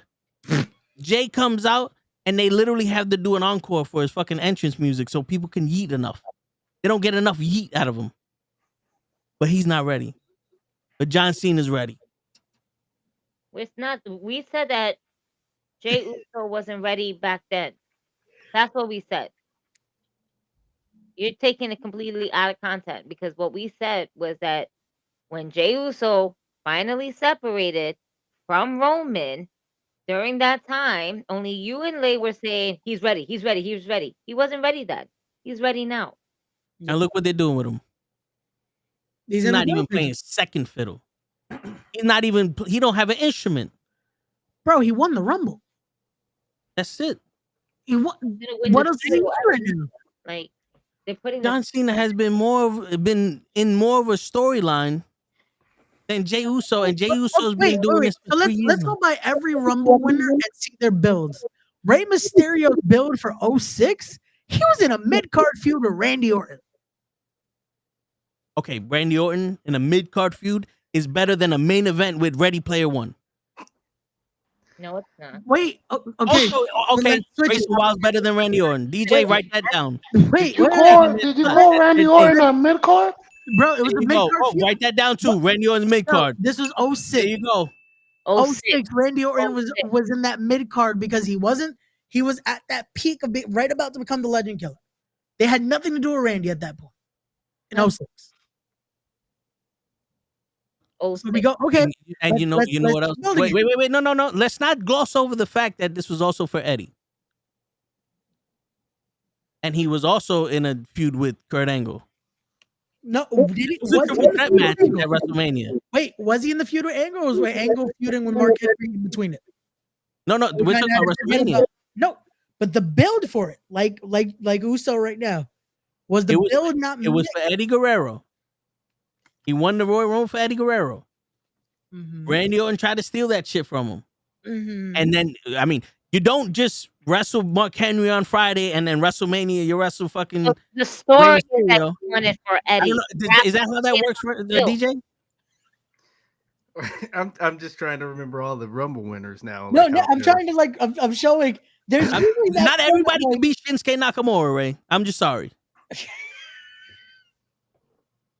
There's 3 people that could be Shinsuke. Shinsuke, Asuka, and Jey Uso. I'm trying, so when Daniel Bryan, he won that match in like 7 seconds. Oh, he lost that match. That was Sheamus. My bad. Yeah, that was the Mania that Daniel Bryan had 2 main event matches. I was about to say he got WrestleMania. 2 matches. Yep. Yeah, he had the triple, Main event matches at Triple H match, and then he had to go into the triple threat. Anyway, He was in a mid card match with Triple H, mid card feud, and a mid card feud with Batista and Randy Orton. Randy Orton's a mid carder. What that wasn't a. Oh my god, I love how he's using my word against me here. When No, if I'm you just look at saying. the Randy match, it wasn't the fucking mid card because Taker was as in the main event at that point. So if we're going by that, that's what I'm saying. There is points where a different feud is going to be higher with it because of the card placement. That Randy feud was a mid card feud till the Mania match. That match. What was it on the Mania card of 22? Maybe 3rd or 4th. Unfortunately. So the Undertaker took over Raw, DJ? Raw? No, it was SmackDown at the time. I was about to say he was SmackDown. Yeah, it was 06 SmackDown. So the Undertaker took over SmackDown with the Yes Move. SmackDown. They were building SmackDown a lot. We were building SmackDown at the time because we needed something. Because So the Undertaker took over SmackDown with the Yes Movement. Yes. What? All right, we're moving forward from this conversation because you're giving me a fucking headache. Logic hurts. No, your stupidity hurts. I wish I was stupid because I wouldn't be making sense. Maybe you are. I'm just saying. Where's the The most important thing to y'all is Cena. Your friend to tell you you are stupid. I would be a real friend to tell you I am, but not about this. You can call me names all you want, and you're not gonna hurt my feelings because I am stupid. I'll be the first one to admit that I'm stupid. But when it comes I failed first grade 4 times in the 12th grade. I am stupid. DJ, you can call me stupid now. It's okay. We know each other enough. But I'm just telling you that the way that they're fucking treating Jey Uso after he won the Royal Rumble is bullshit. I'm sorry. Yo, if I ever go to jail, I want to as my lawyer. Same. No, I understand. I'm stupid, but what the fuck am I saying that's not true? Bro, but well, okay. Because I do think that there's a few times that the Royal Rumble winner gets beat up going into WrestleMania, like almost every week. Most cases of it. Right. Okay. It's an underdog story. He is a smaller guy in this match. He has not been in that many main events as Gunther has, etc. He's supposed to be standing over Jey Uso right now to make people think I am the better person right now. And he's scared. And he's really doing this because he's scared. I get you, DJ, but what's being covered on ESPN? Jey Uso versus Gunther or Naomi and Jade? John Cena turning heel, and then Bianca and Jay. But Jay is getting his fair But share. John Cena is getting his flowers for turning heel. Yep. And your boys in the ESPN were very much adamant about it. So What happened? 2 weeks ago? John Cena turned heel 2 they're weeks still ago. fucking talking about it. Jay won the Rumble. That's how. months ago? Yeah. Why? Because They did nothing with it. happened in February, and then this just happened last month. So if you're gonna go by time stamps, yeah, that would make sense. Also, That would make Jay is sense. not getting talked about right now because That's the only he's thing. still doing his That's- movie right now. Jay is not really getting that much talked about. Why? Because we're putting so much focus on The Rock, Cody, and John Cena. And then there's focus on Roman, Seth, and CM Punk. You know, they're not At putting the that much. expense of That's what well, listen, that's how they write it. I'm just trying to talk about AEW for a second. so we get what I'm saying. Trying to switch the subject. No, I don't know. In all honesty, how they're doing it to Jey Uso, he's not getting, I don't want to say he's not getting his flowers. He's getting run down a bit because he's always doing these house shows and everything like that. It's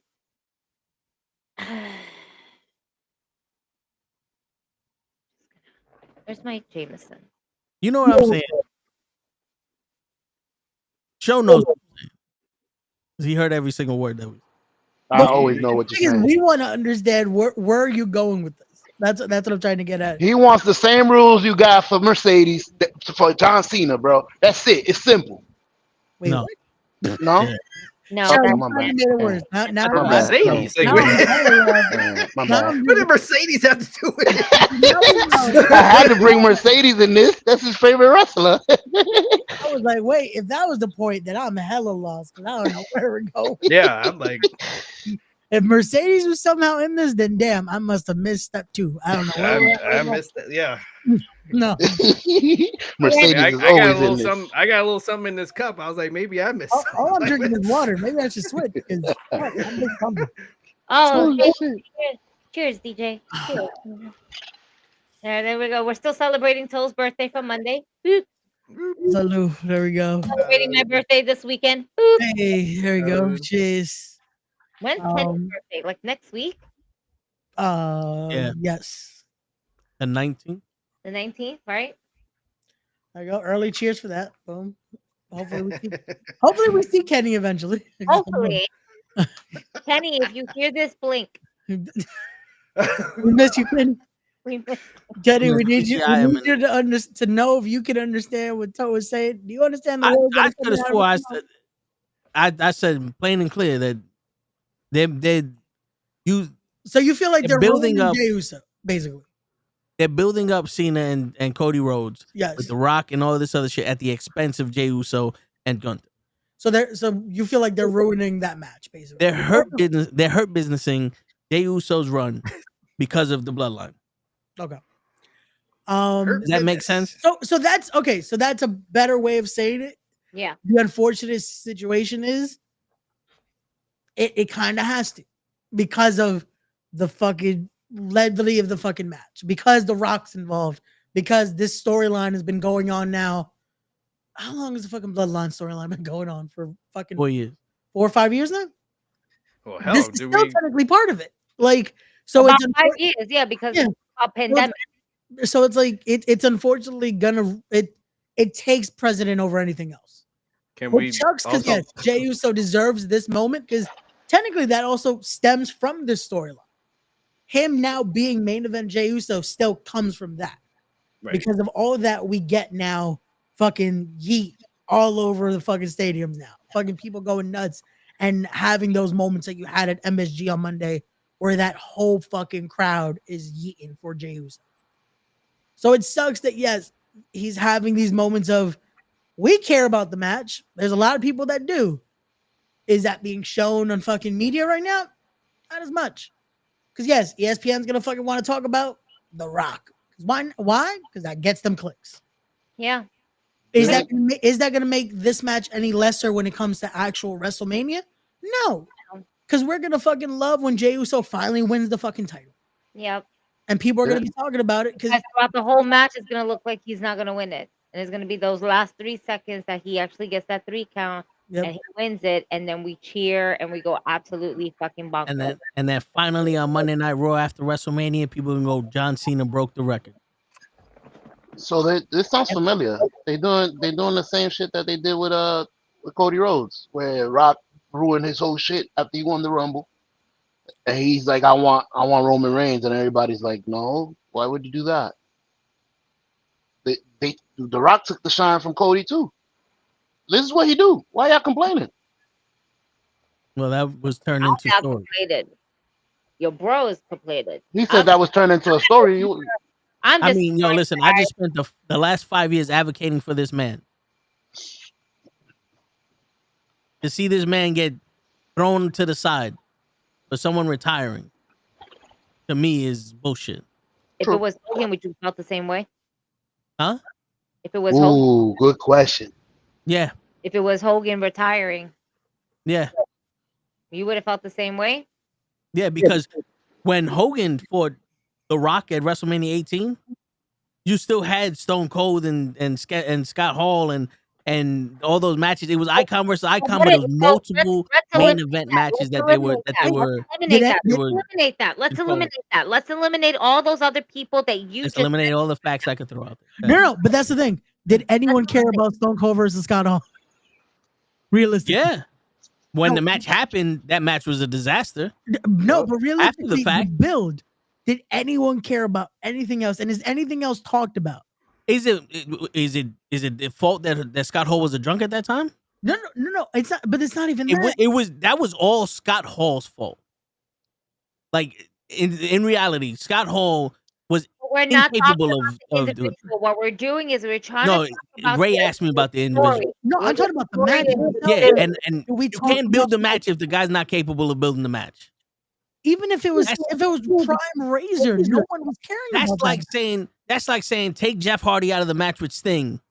That match should have been good, or that match would have been good if Sting didn't do, even though he was fucking high out of his mind. Yeah. No, but like, it matters what happened with Scott Hall at that moment. I'm saying even if it was Prime Razor at that moment, no one was going to talk about anything else. Oh no, if that was Prime Razor, people would have been just up there. Razor was that good, bro. Versus you forgetting Rock at that time? Yo, but you're forgetting how Scott Hall fucking stole the show. Like y'all forget how good Scott Hall was and Austin were. I'm about to say and this is Scott Hall with the NWO and Kevin Nash. Come on, bro. So again, that defeats what we were saying because we were saying Prime before Razor. This what you're saying is after Razor Ramon. What you're saying is NWO Razor. You're talking about Scott Hall. You're not talking about Razor Ramon. No, and that's I'm saying that even with Prime Razor, it still wouldn't have been talked about more. Yes, it would. Built wise. Yes, it would. It would have been built. Dude, that's the NWO going after Stone Cold Steve Austin. Come on, bro. Nah, I think you saw what Austin did with DX. Overshadowed it. Stone Cold would have overshadowed it, and then Scott Hall would have been left in the dark. I'm not even saying because of the match. I'm saying because Rock and Hogan's happening on that card. Right. There's nothing that's overshadowing that. Name. It's the name. Oh, bro.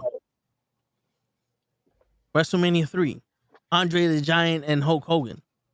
And what match does everybody talk about being the best? Macho Man and Ricky the Dragon Steamboat.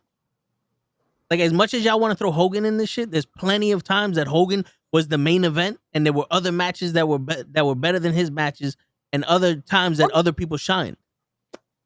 I'm like so in WrestleMania.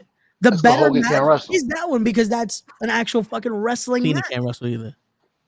Dude, they did as much as people want to say Hogan screwed over everybody. Yes. They didn't throw all their eggs in his basket. He was the biggest basket and the one that most people seen, but their eggs went into Macho Man and Warrior in that retirement match at WrestleMania. The fucking Macho Man winning WrestleMania 4, the tournament. Ric Flair coming, they threw the eggs in that shit with Macho Man.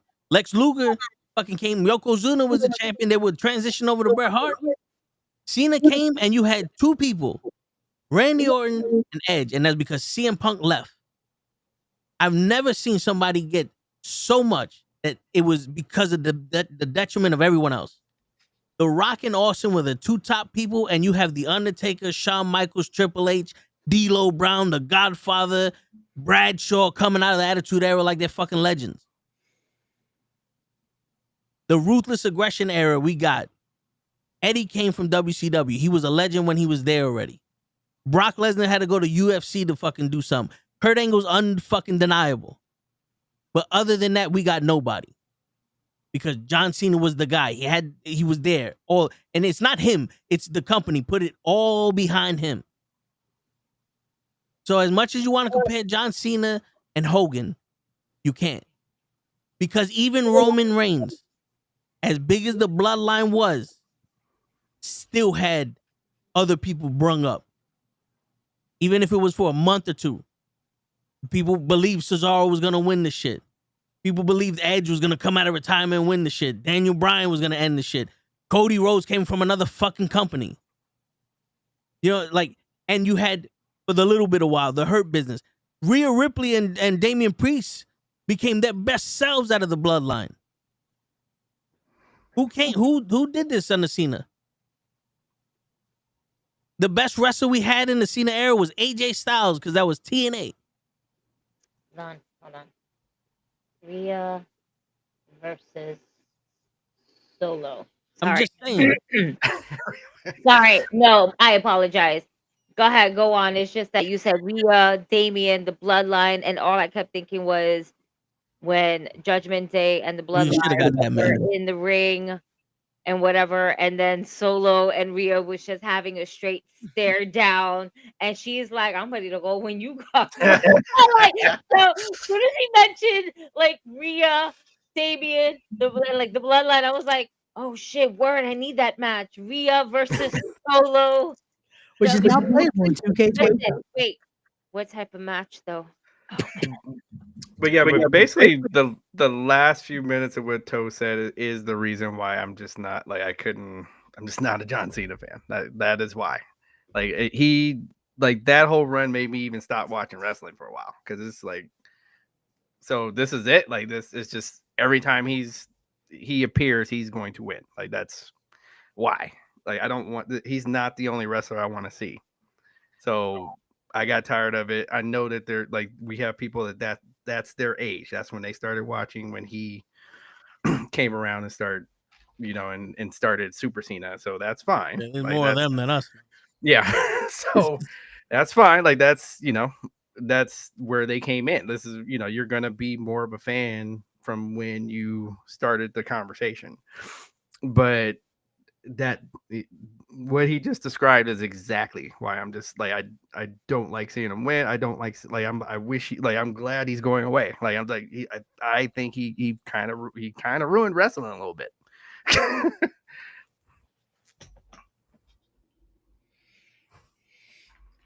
I ain't saying shit. I'm over here like I was part of the. Sorry, G. Sorry. What is that? Who's microphone? May show go into reverse. Oh my god! Yeah, he's backing up that dump truck he got. You making my truck malfunction, G. Holy shit! Well, get control of that. I'm over here and you're over there. Get control of that stuff. Where I'm sitting. Oh shit! No, but growing up, not to say growing up, I guess with John Cena being in the particular era and everything like that. Ray, you came in a little bit late, but by then New York already fucking hated John Cena. Realest shit ever. He went away, he came back. I appreciate it. See, I'm not one to always kind of hate the person. Why? Because at the end of the day, we were force-fed John Cena because of Vince McMahon. This is Cena's like farewell tour. Knowing he just probably be like, I don't mind turning heel once. It'll be fun. Let's do it. Like, like that type of shit, And this is his last fucking run as a wrestler. So why not let him have fun being a fucking heel? Now, should he be in WrestleMania? I think with his name and everything like that, it makes sense. It doesn't make sense why this is the main focus. Because it should be Jey Uso, it should be Gunther. I personally kind of want to see The Rock bumping into Jey Uso in the back, like a backstage promo. Like, regardless, I'm proud of you, Us. Come here, you gonna get that champion, no matter what. Yeah, think like, and he, Jay's gonna be humble. Jay's gonna be humble. Until John Cena's like standing next to him. And then he realizes, right, this fucking guy. Mm-hmm. Say a few words to Cena, and then maybe later down the road we can actually get Jey Uso versus John Cena. And I don't know, I know you guys don't want that, probably. But I think it would be pretty cool because, I don't know.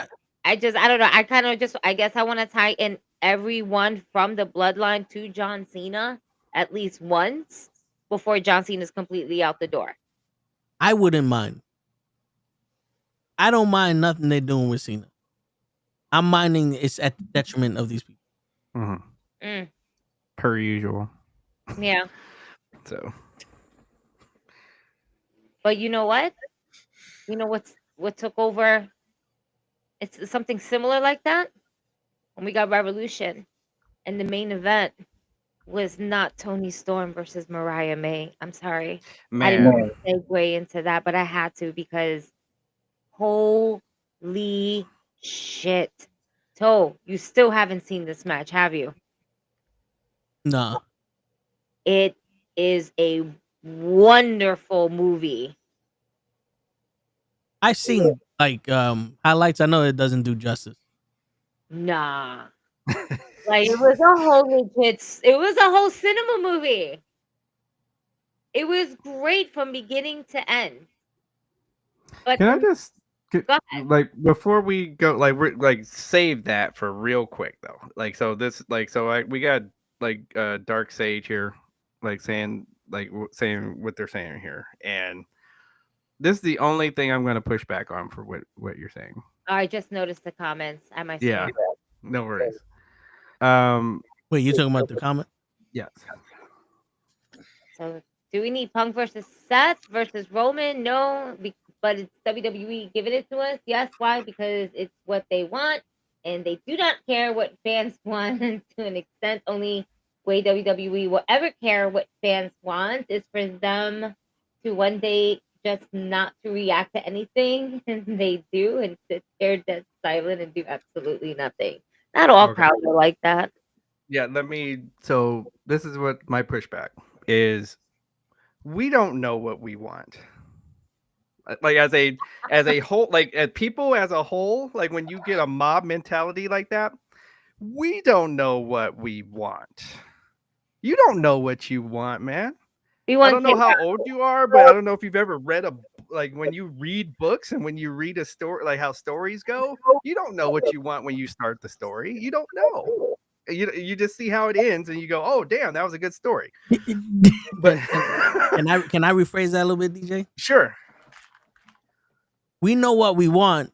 We just don't believe they can give it to us until they do. Damn. No, you know what it actually is? I figured it out Monday with the fucking main event ending. Mm-hmm. It isn't that they don't know what they want. Mm-hmm. What wrestling fans, and this is all because it's not just WWE, it's not just AEW. No, this is wrestling fans. It's wrestling fans as a whole. Yep. They don't want to be wrong. Bam. Because when wrestling is not predictable, they feel cheated. Mm-hmm. When wrestling is predictable. When something happens, it's like, oh, we saw that coming. You also get mad. The problem is you don't want to be considered wrong. So if something is done, that's why I said the fucking thing on Monday, it's perfect because it gets us the vehicle from point A to point C. That's what you need. But the problem is, oh, do we need this? It's like, why don't we? What would you want then? You don't know what you want. You just don't want that because that's not what you saw happen. I totally respect with Dark, like so Dark Sage came back. I totally respect what they just said right here. Like contrarian, boom. So so that's exactly. Like I will say this forever. The documentary Beyond the Mat was both a curse and a blessing for wrestling fans. Okay, it was a blessing that we got to see how this stuff works.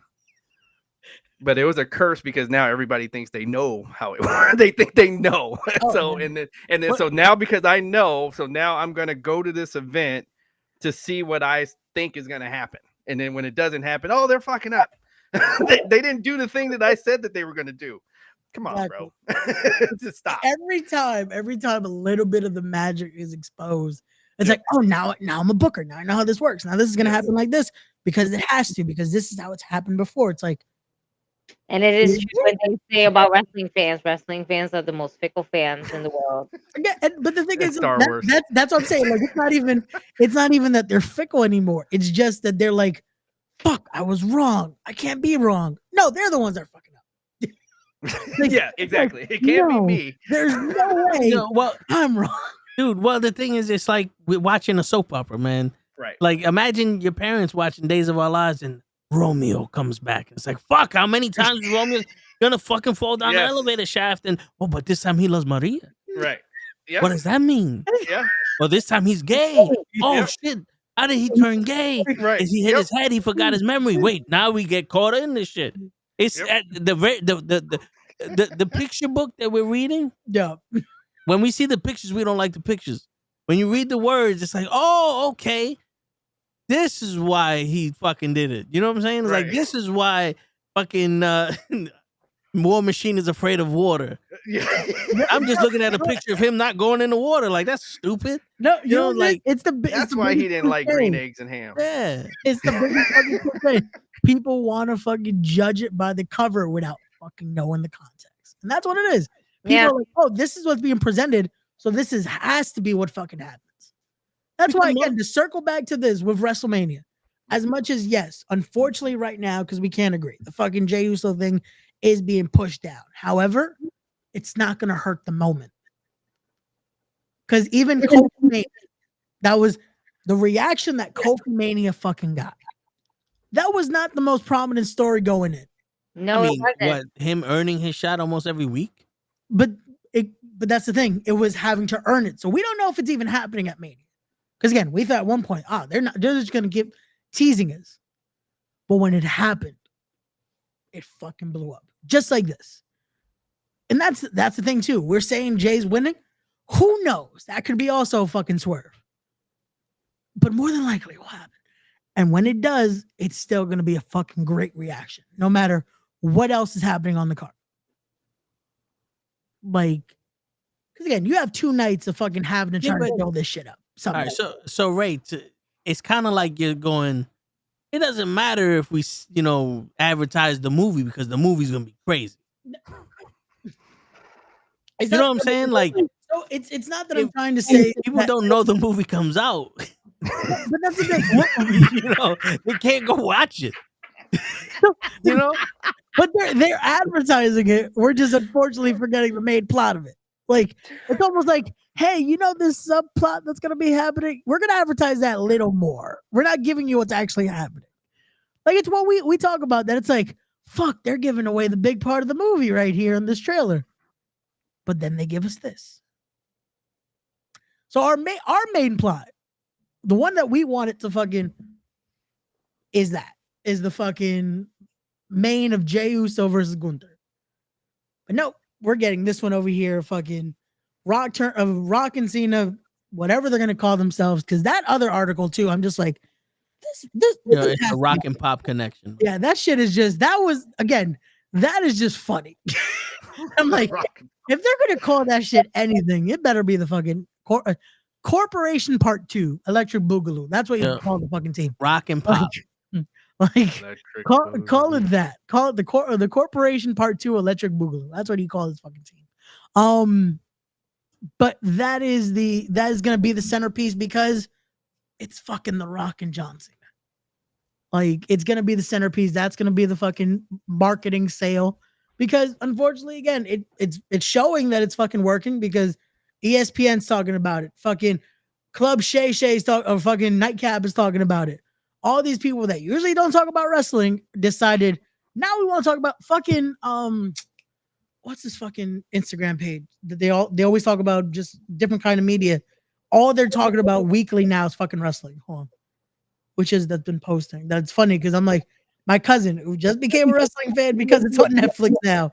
Every week is like, oh, who's this? Because they're posting, and I'm like, that's this person. He's like, oh, so what? Then I have to.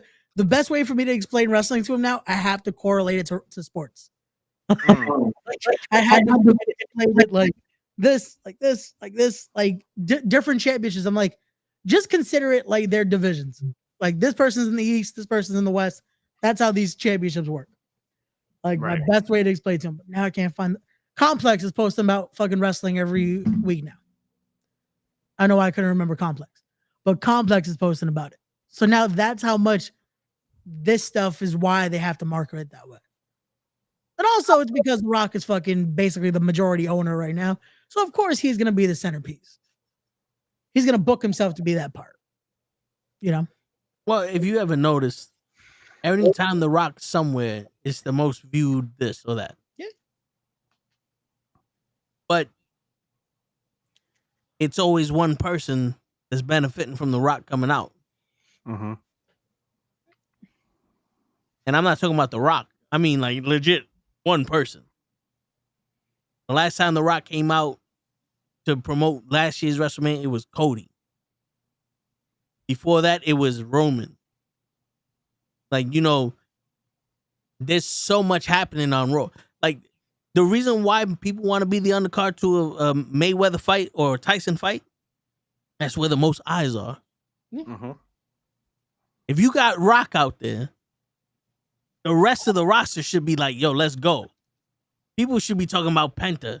They should be talking about Rhea and Io and Jay and Gunther and fucking Tazawa. You know what I'm saying? Like, they should be talking about these people as well. But it's literally just The Rock and now Cena. Well, because again, remember those two names are like really big casual fan names. True. And that's one of the reasons why you hear their name so much. So just like those folks just to go with your point, I became like, watching those cards in boxing, I became fans of new boxers, from the undercard. I was like, wait, who are these? Like I was like, I haven't seen these guys fight yet. And then they go out there and fucking put on a good fight. And then you're like, okay, I'm gonna follow this guy. Yeah. And so now it is kind of up to the roster. Like, okay, if you got a match at WrestleMania that everybody came to see The Rock and John Cena. Okay, now we can go back to Steamboat and Savage. A lot some people probably even thought that was kind of a goofy storyline. Like George Animal Steele's in love with Elizabeth. That's basically how it started, right? How that whole match started, and it turned into a legendary match. Yeah. That's what you got it. So you're on the undercard. That's what you're supposed to be doing. Again, you can steal the show from there. Yes, you can. The moment, that's why I keep saying it's not going to hurt the moment. Right. Well, that's also if Jey Uso and Gunther don't let it. Because look at this, so we were talking about, you just talked about Prime Razor Ramon. Yeah. Him and Shawn Michaels stole a WrestleMania. They weren't the main event of that WrestleMania. Barely talked about. And boom, they were stole main event at that WrestleMania.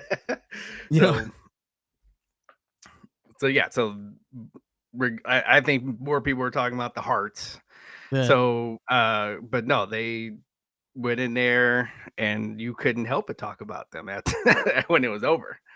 So absolutely, like it is on if you're on that card, man, you need to, like you said, have your WrestleMania moment and have people talk about you, even though they came to see whoever. And it should be pushed also on Raw and shit. Like, I get The Rock. It will. Remember, we got some time here. Man, we're still talking about this? Yep.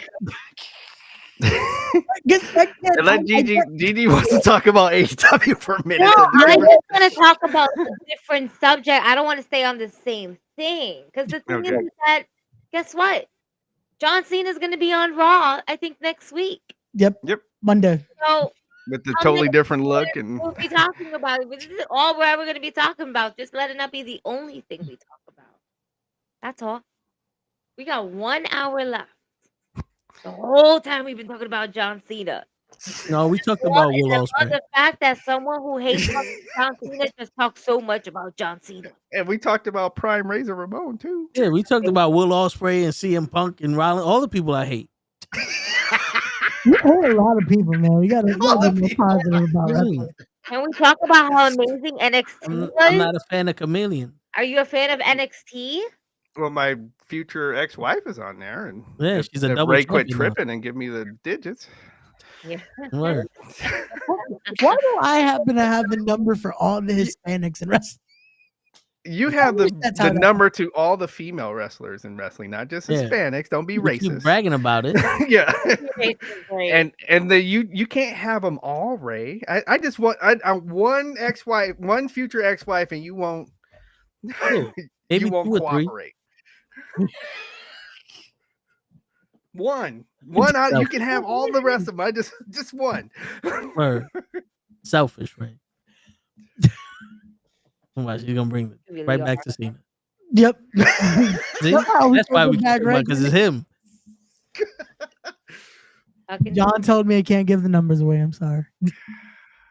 But I think she would like. I'm a really good guy, dude. I think she would He really is. appreciate to talk to me. That's all I'm like. All I'm asking for is a chance. Or that Sting post in the back. Original Sting post. It is. It's numbered. Word. Vintage ink. And it's a canvas. Like it's a painted. That's a painting. Yo. They chopped that man's hands off. He can't never paint that shit again. Not that they chopped the man's hand. Jeez. What happened for this painting to be made? Damn. Damn, Ray. It was your fault. How's this my fault? I don't have anyone's number like that. But you what? Yo, how you just don't say that when you just said you had all these numbers? Yo. I don't know. I said, why is it that apparently I have all these people's numbers, but I don't? No, you said, why do I have all the Hispanics numbers? And I said I had to correct you on that. One right now, and I'm like, I don't have their number. we're all Hispanics and blacks anyway, bitch. So that means you have all these bitches' numbers. I do have some interesting numbers, but not the ones that you guys would want. Fucked up, right? Oh my god. Okay, yeah. I got PCO's number. You want PCO's number? No, I'm good. Oh, After PCO, the Mountie. Remember the Mountie? Once he went to jail, he kind of fucked him. He kind of got fucked up after he went to jail. Oh my god. Well, that's what happens when you get like things change. Yeah, right. Become a different man. I'm the Mountie. Don't look at me, puppet. You know. Bilingual is a difference.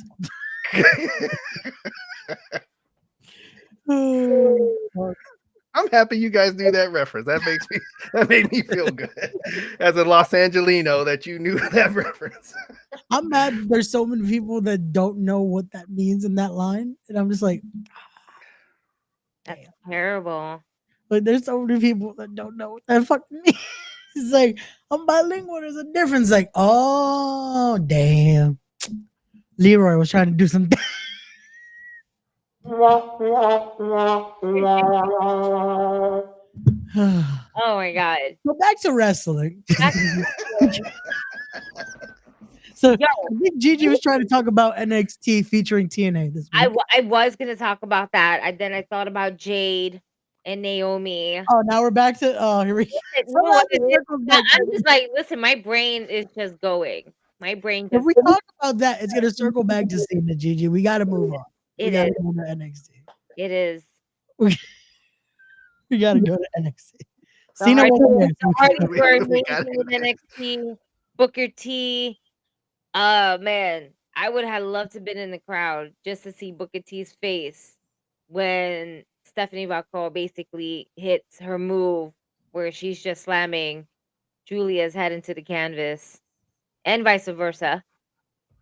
You know, so it was great because you saw somebody's point of view and you just see him like, I was gonna say, yeah, I saw that video and I'm like, no, Booker T is enjoying himself. Yeah. Oh, when either Stephanie or Miss Parker is out there, Booker T is a whole nother commentator.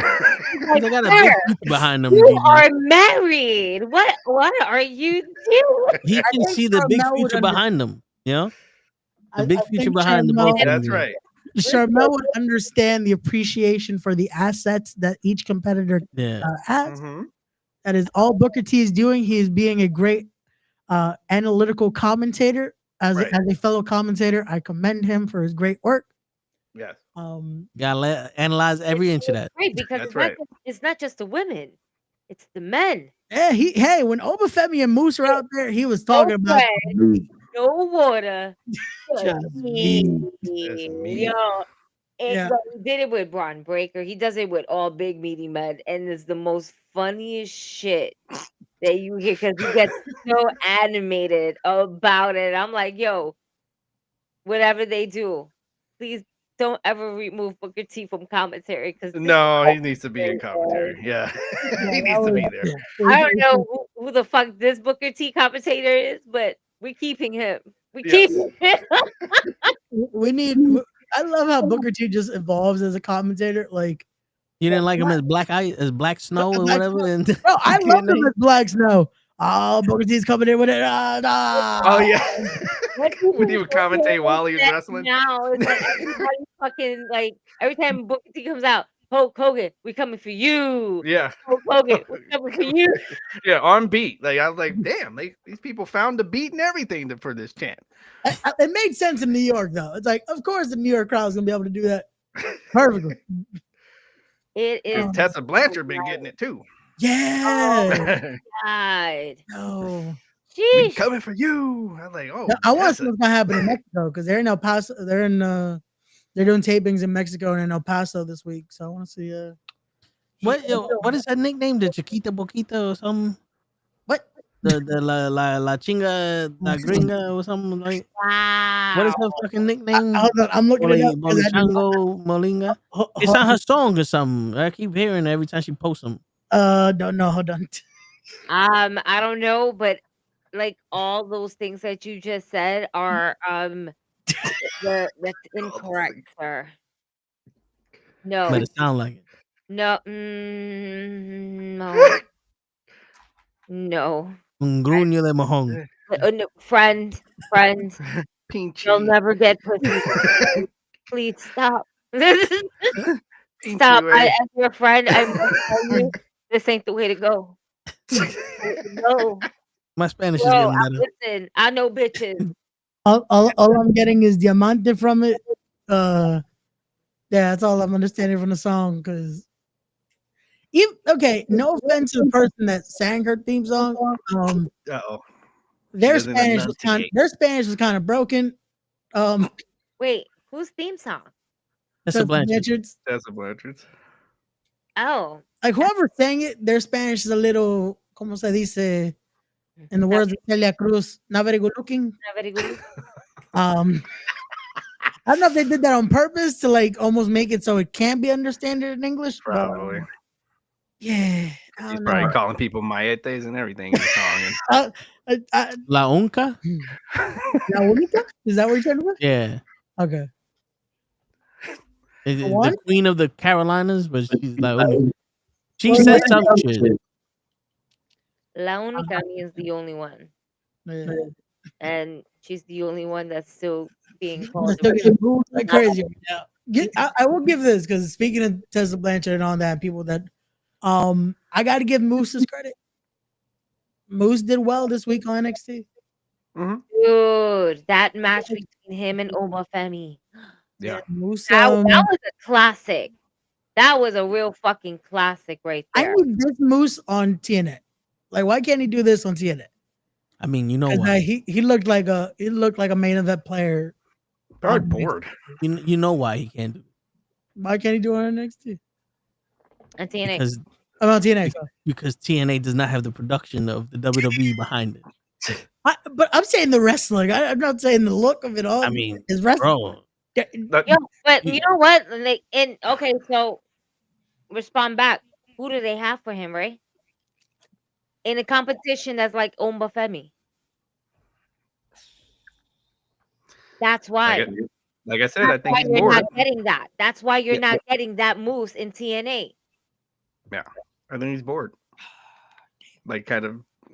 Right. I think all three of us are in kind of like we're, in a nutshell, he's bored. Like they're saying the same thing in different angles.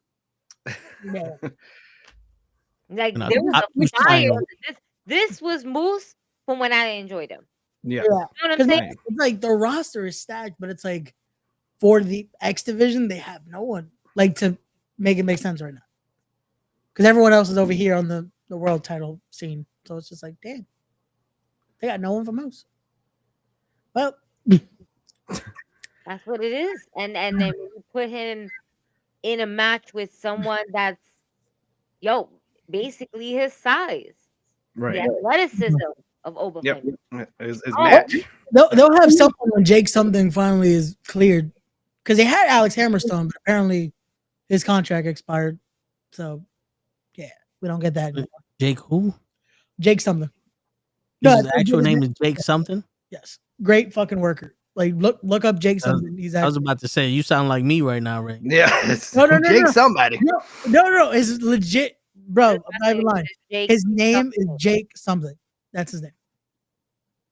He teamed up with Mike Bailey. He just had to unfortunately relinquish the DPW world title because he had just. He's a big motherfucker. Yeah, bro. He can work. He's a beast. Like he's someone that, again, once he's clearing everything, he'll Put be him up. Put him someone up there, Toe.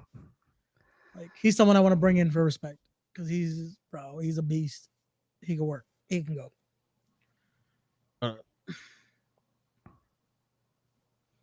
Speaking of respect, July 19th, ladies and gentlemen.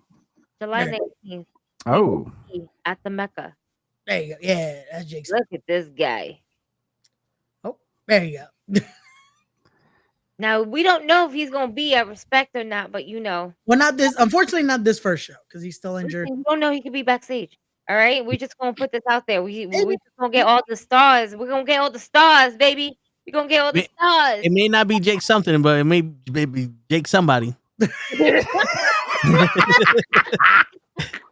Someone named Jake might be Jake something other. Somebody named Jake.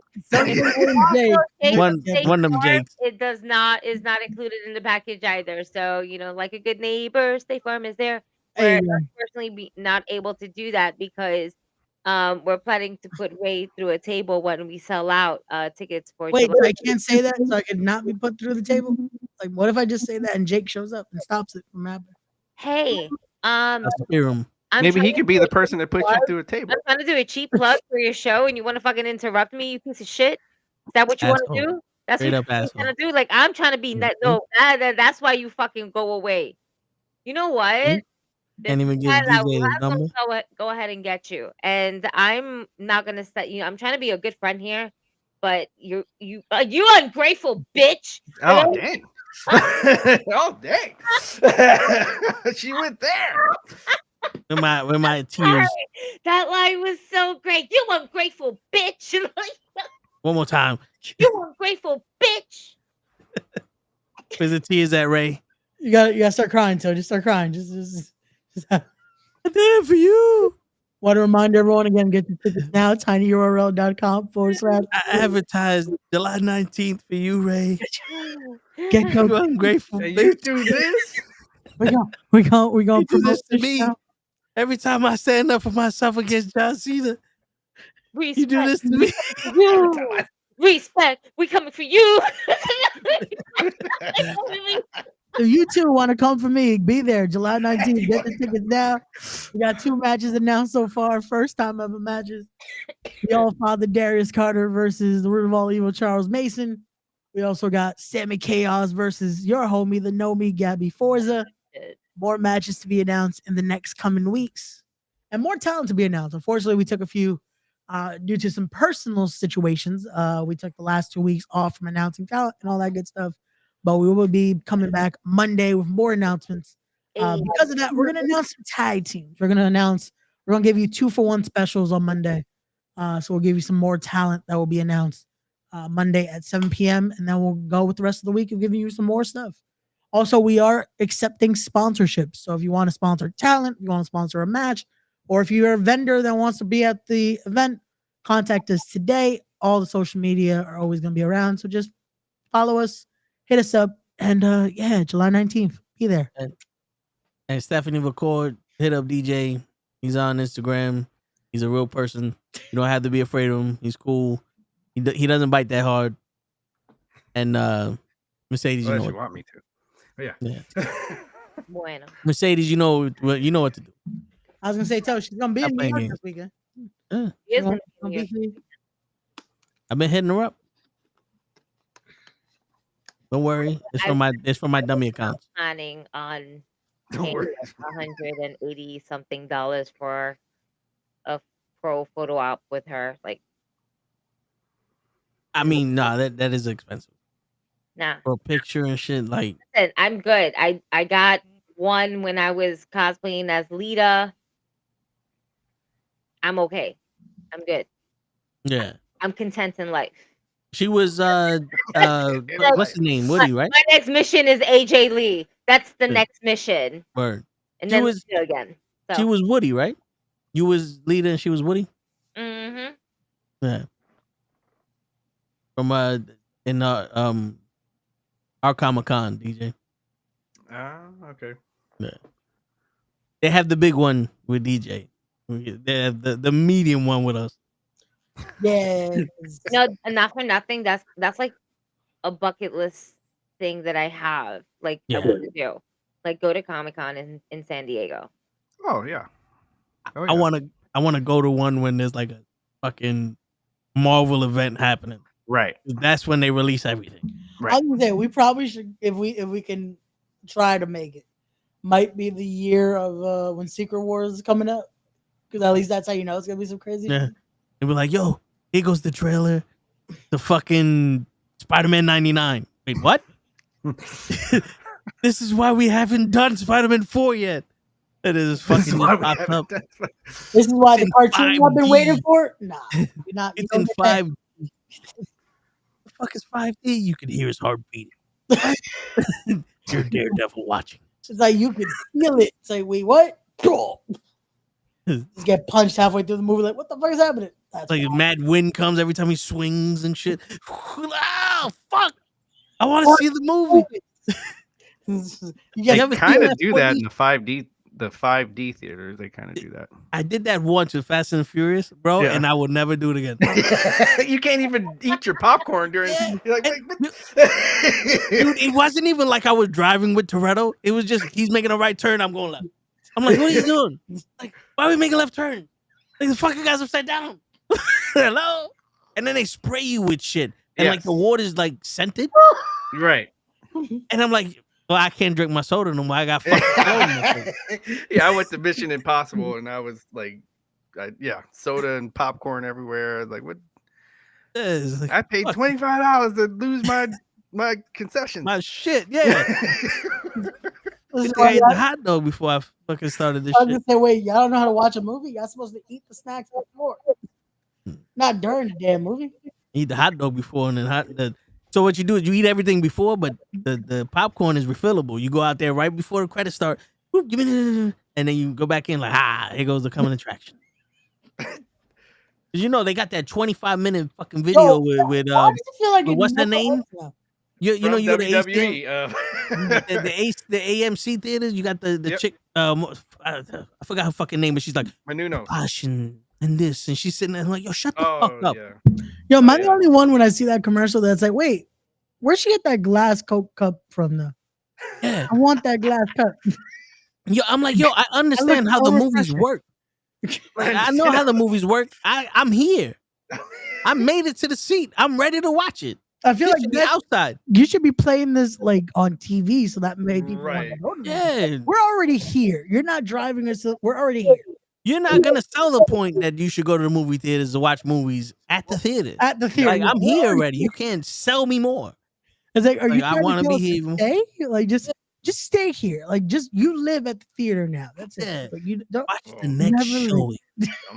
Some of the ticket prices you Might as well. You do need to give them rent to. Experience here. I'm trying to go on a little tour of Italy. Here first. Like, sir, you gotta go. It's like, what do you mean? I got no more money. Right. I gave you all. I stay here. Is what that means. You gonna pay for my Uber home, nigga? I can't get home. And that's it. I didn't think you gonna talk to my landlord for me. I didn't think this M&Ms were that expensive, motherfucker. Shit. Yo. I love how they try to do these combo deals now. It's like, yo, why is it still mad expensive for a DK combo? Like, and they changed it too. Usually it's just a large popcorn, large drink. And the girl goes, "What do you want for candy?" I said, M&M. She goes, "Well, you gotta go back there and get them." I said, "The fuck you asked me what kind of candy I want?" Why did they just put it? I saw it the last time I went. I was like, so why not tell someone, hey, if you're gonna buy candy, just grab it now before you have to do the offer. Excuse me. And it's always in between the lines. And there's a shelf. Free. Like there was a shelf where they had the candy right underneath her. Right. Now it's the fucking the shit that you get if you order the special shit. Yeah, I'm like all the collectible shit. I'm like, if I didn't walk up here with candy, does that mean that I want candy? Because it was an option to get it. Right. And I don't have it. So why am I paying for candy? I obviously didn't know that this shit had candy. But then you're gonna ask me what kind of candy I want. I want M&M. Sugar before. So go get it. So go get it. No, nigga, you get it now. If I don't have it and you ask me what I want, go get it. Instead of being like, this come with candy. Nah, I didn't. Oh, well, you gotta go back over there and get you. All right, cool. Don't ask me what the fuck I want. That's like you got a fountain machine out here talking about what you want to drink. I have to go to the movies with Toe. Like I gotta see this. I gotta see this. I will fly to go. Like so first I'll go to Ray's show, and then the next day I want to go to the movie. It's not all the time. Yo, dude, we're making it a weekend. Yo, out now for DJ, July 19th. Yo, DJ, there was one time, I shit you not, I was super late to this movie. I'm rushing, and I'm like, I gotta get my popcorn and shit. Fuck it. I'll miss the first 10 minutes. And I'm standing there, and there's two people at the registers, and I'm standing there, and they don't even want to look at me. And I'm like, is the movie theater open today? And they go, what? I said, I got tickets to watch a movie. Is it open? He goes, yeah. What the fuck? Hello? I want to buy something. I want my popcorn. I want to drink. Like, why are y'all talking to each other? You see me standing here. It's fucking 9:30 in the morning. I just woke up. I'm late to this fucking movie theater. I want something to drink. Can you turn around and go, how can I help you today, sir? Bitch. I want to drink. Bitch. I don't want your soul. You know what? Give us a soul now, bitch. Yeah, I want to drink. I stand by what I said.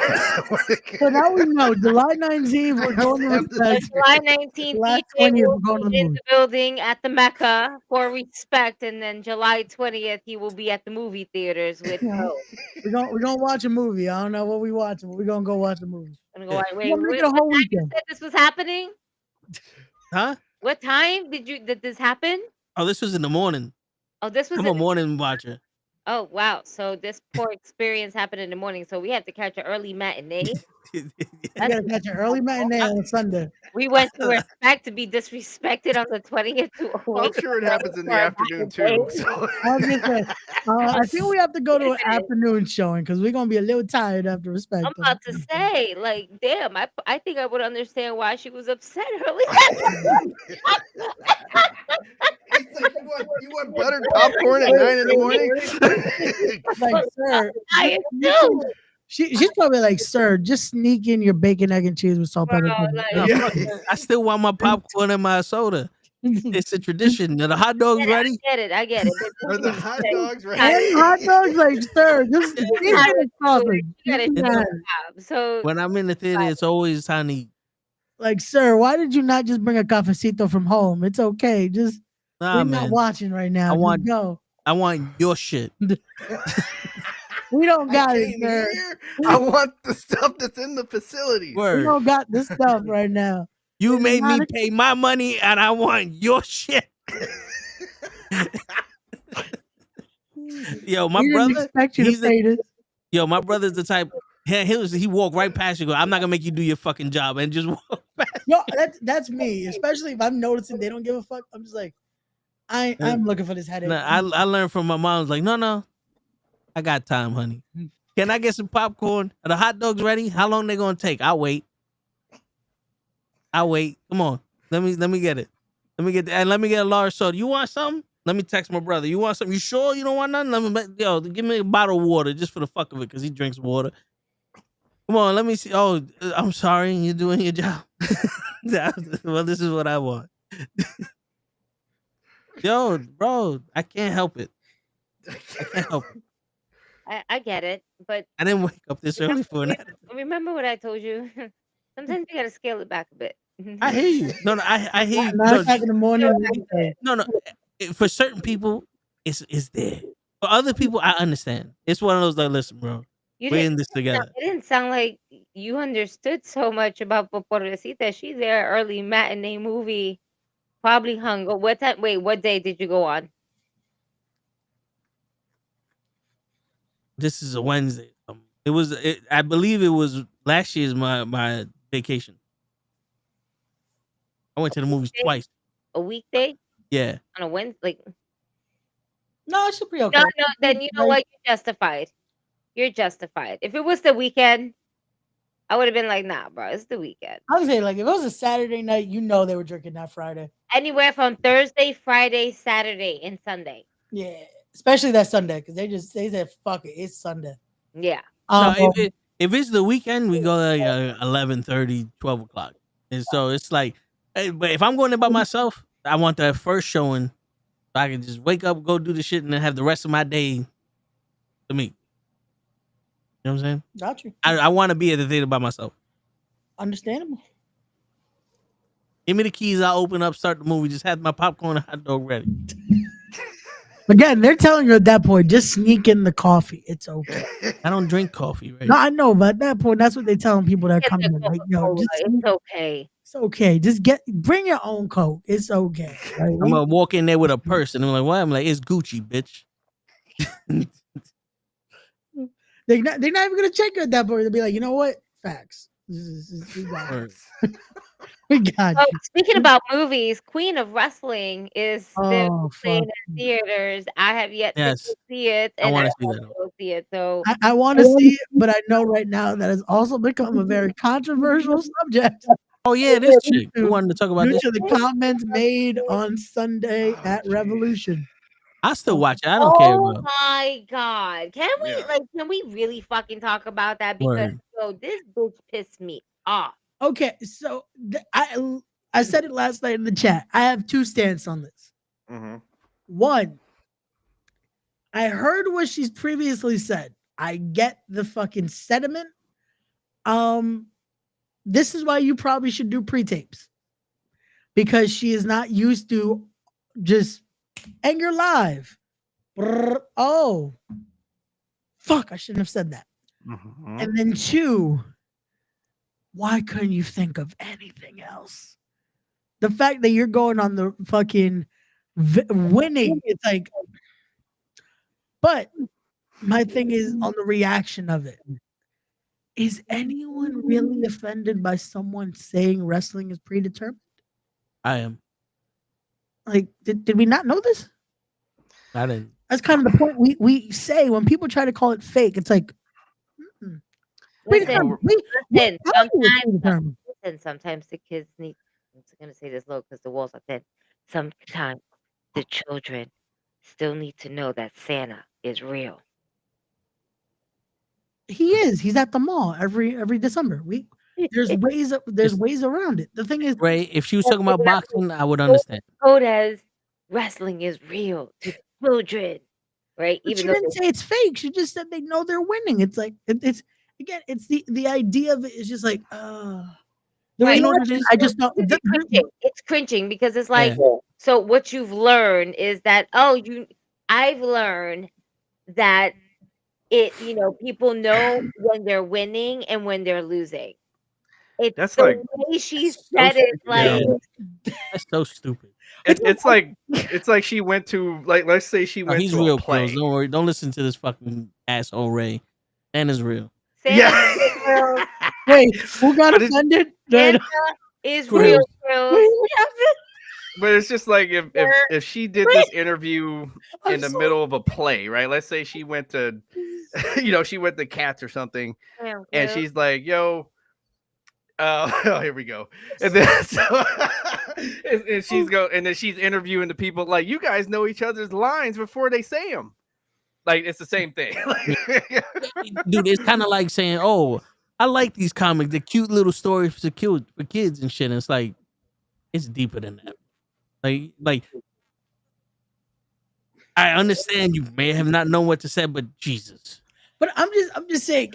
I feel like what's been fake about this fucking statement is the outrage for it. Like again, why are people so mad at it?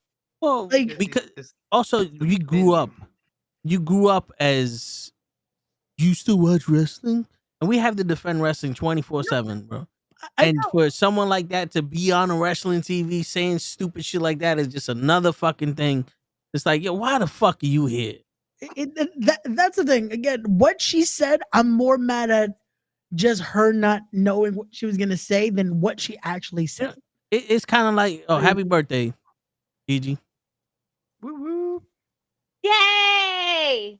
You gotta push the button. It's like, you know, when, no, wait.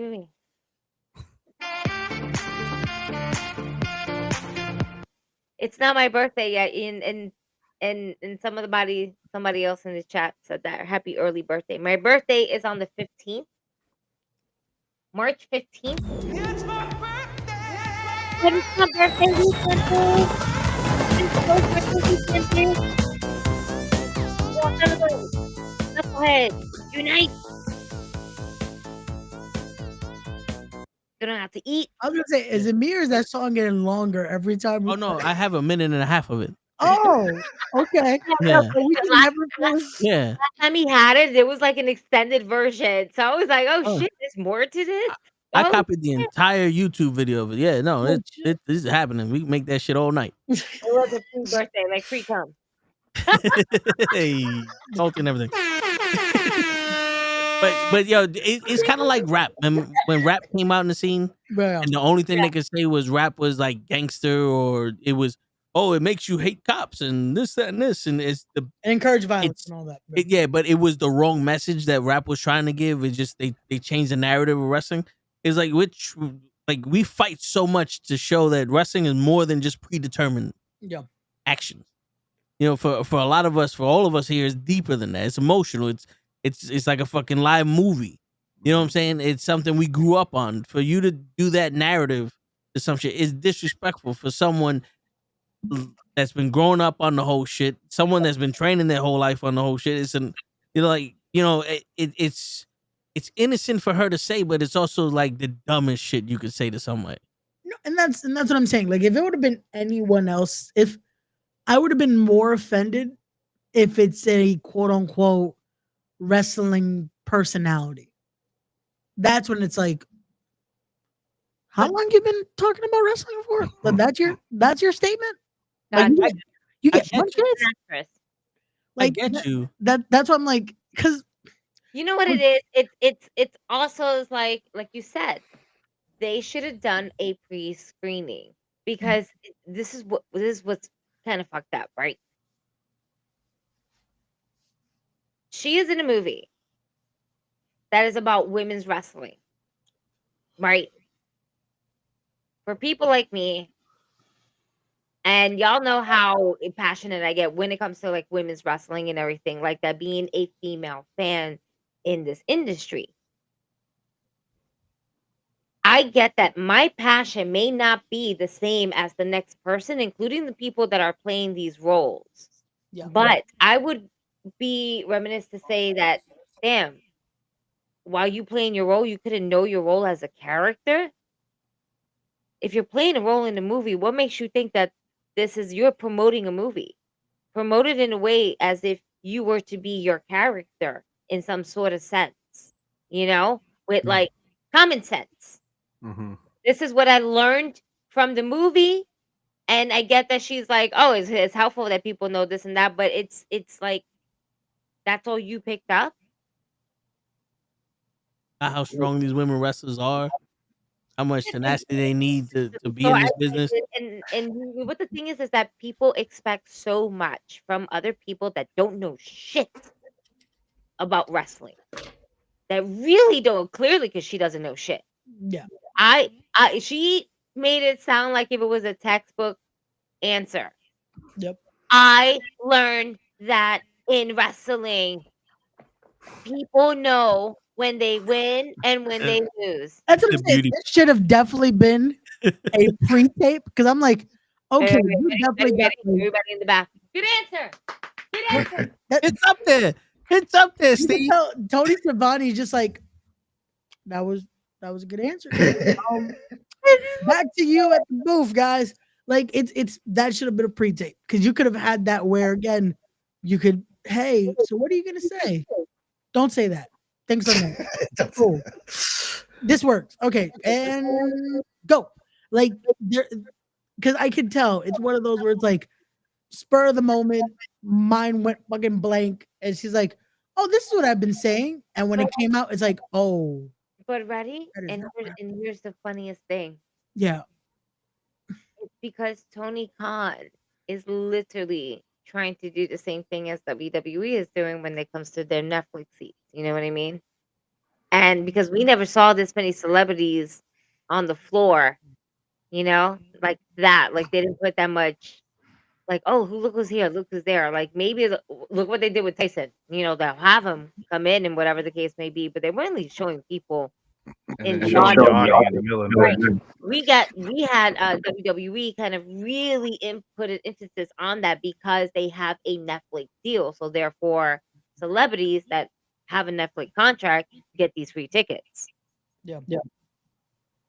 And now we're showcasing these people on WWE TV. So here comes AEW trying to do the same shit. Well, especially something like this because of they had so many talent in the movie. So like, oh, let's do the cross promotion. Right, absolutely. Everybody was doing a cross promotion for this. Yeah, TNA promoted it heavy. They're promoting it heavy. Did WWE promote it at all? WWE, they did they show the red carpet and stuff like that, but that and better, right? Just like there was a lot of AEW. Well, it was more. I felt like because of who was in it, there was more. They didn't have WWE people as much. Maybe because I guess contract wise they couldn't do it. I would assume. I mean, Natalia could have did it. She's doing whatever she wants right now, which is amazing. Right. She gets to do whatever the fuck she wants.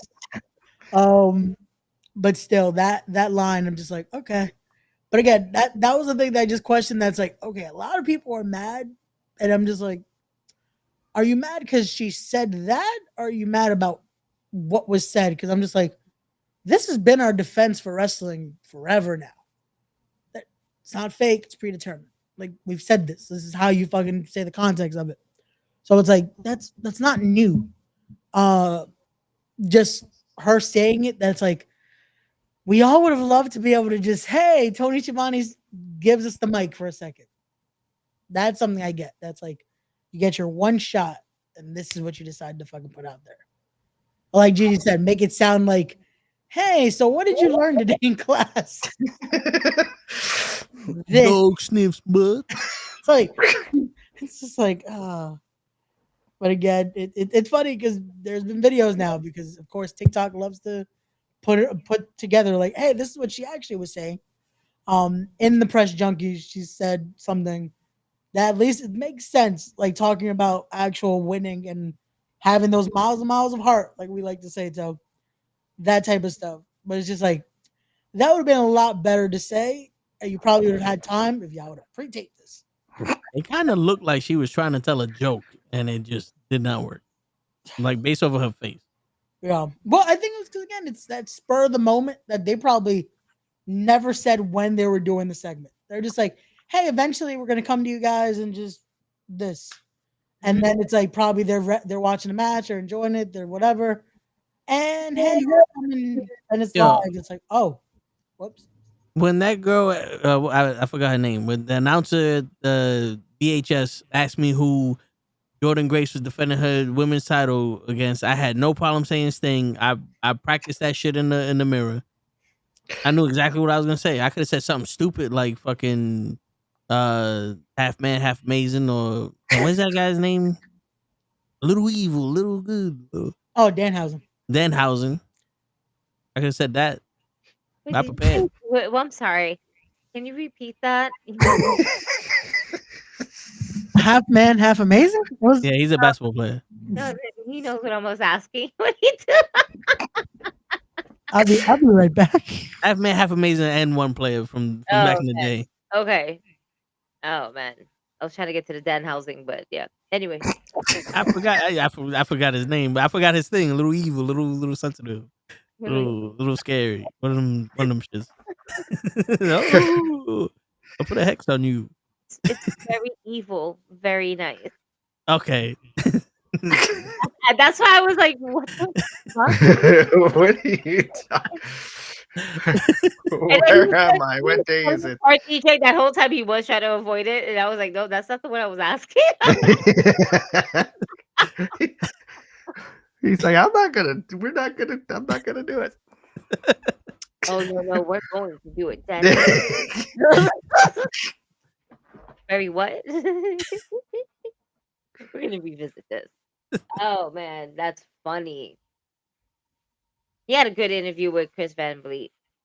I was starting to watch the interview with him and JD McDonough. The first thing they get into is literally his punctured lung and cracked ribs. And he was like, yeah, no, after a while, it was just adrenaline rush. I didn't think about stopping.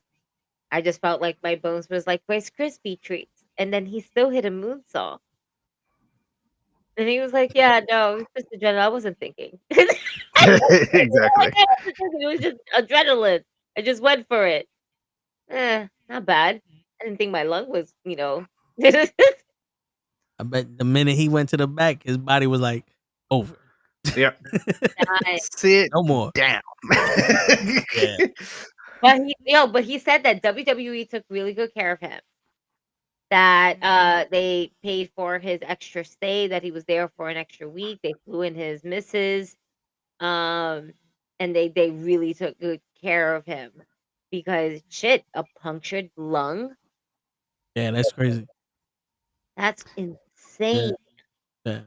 Could have suffocated on his own blood and all that. It was a punctured lung from his 7th rib. Fuck. And everybody and we all thought, right? Prior to knowing, like when we saw the match, fuck, he took a mean bump to the back of his head. Yeah. That was a wild, whiplash. Holy shit. And so all the other injuries, he probably was kind of concussed, but everybody was thinking about all the other stuff. They probably just didn't even think about it. Interview, he was like, I knew it wasn't my head because I knew what was happening in the match. I knew what was next. I knew what I had to do. I knew my spot. I had to go I'll be fine. I gotta go to my spot. Let me go. I gotta go. I gotta go. It was interesting to see it. Like that first part. I didn't get the chance to finish it, but that first part of the interview, that's exactly what they got into.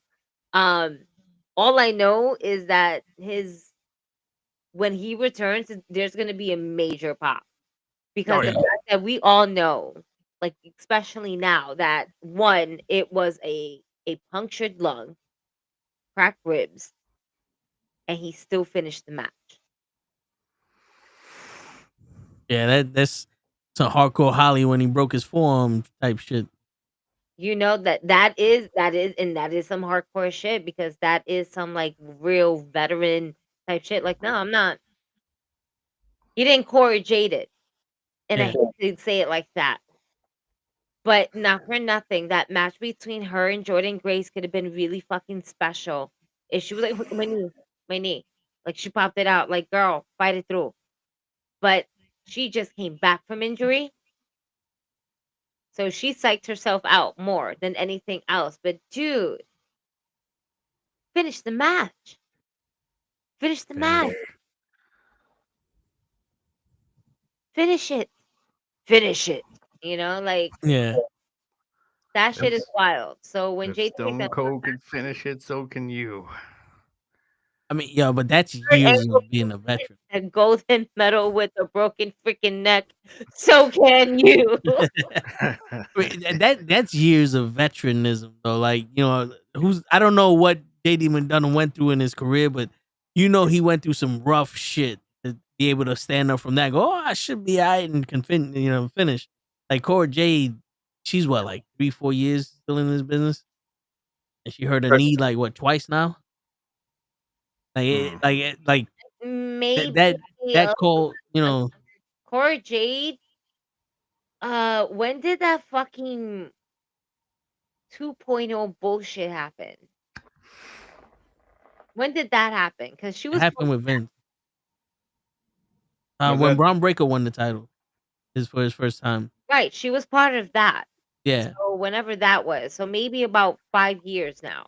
Yeah. I want to say. Yeah, I don't think she's built up the callus to be that tough. You know what I'm saying? Like, I'm not saying that she's not tough. It's like sometimes you gotta go through shit to be able to handle the big shit. You know what I'm saying? Like, I think she just psyched herself out. No, that too, like mental toughness, shit. especially like you hurt yourself that bad the first time. A lot of the times it's mental.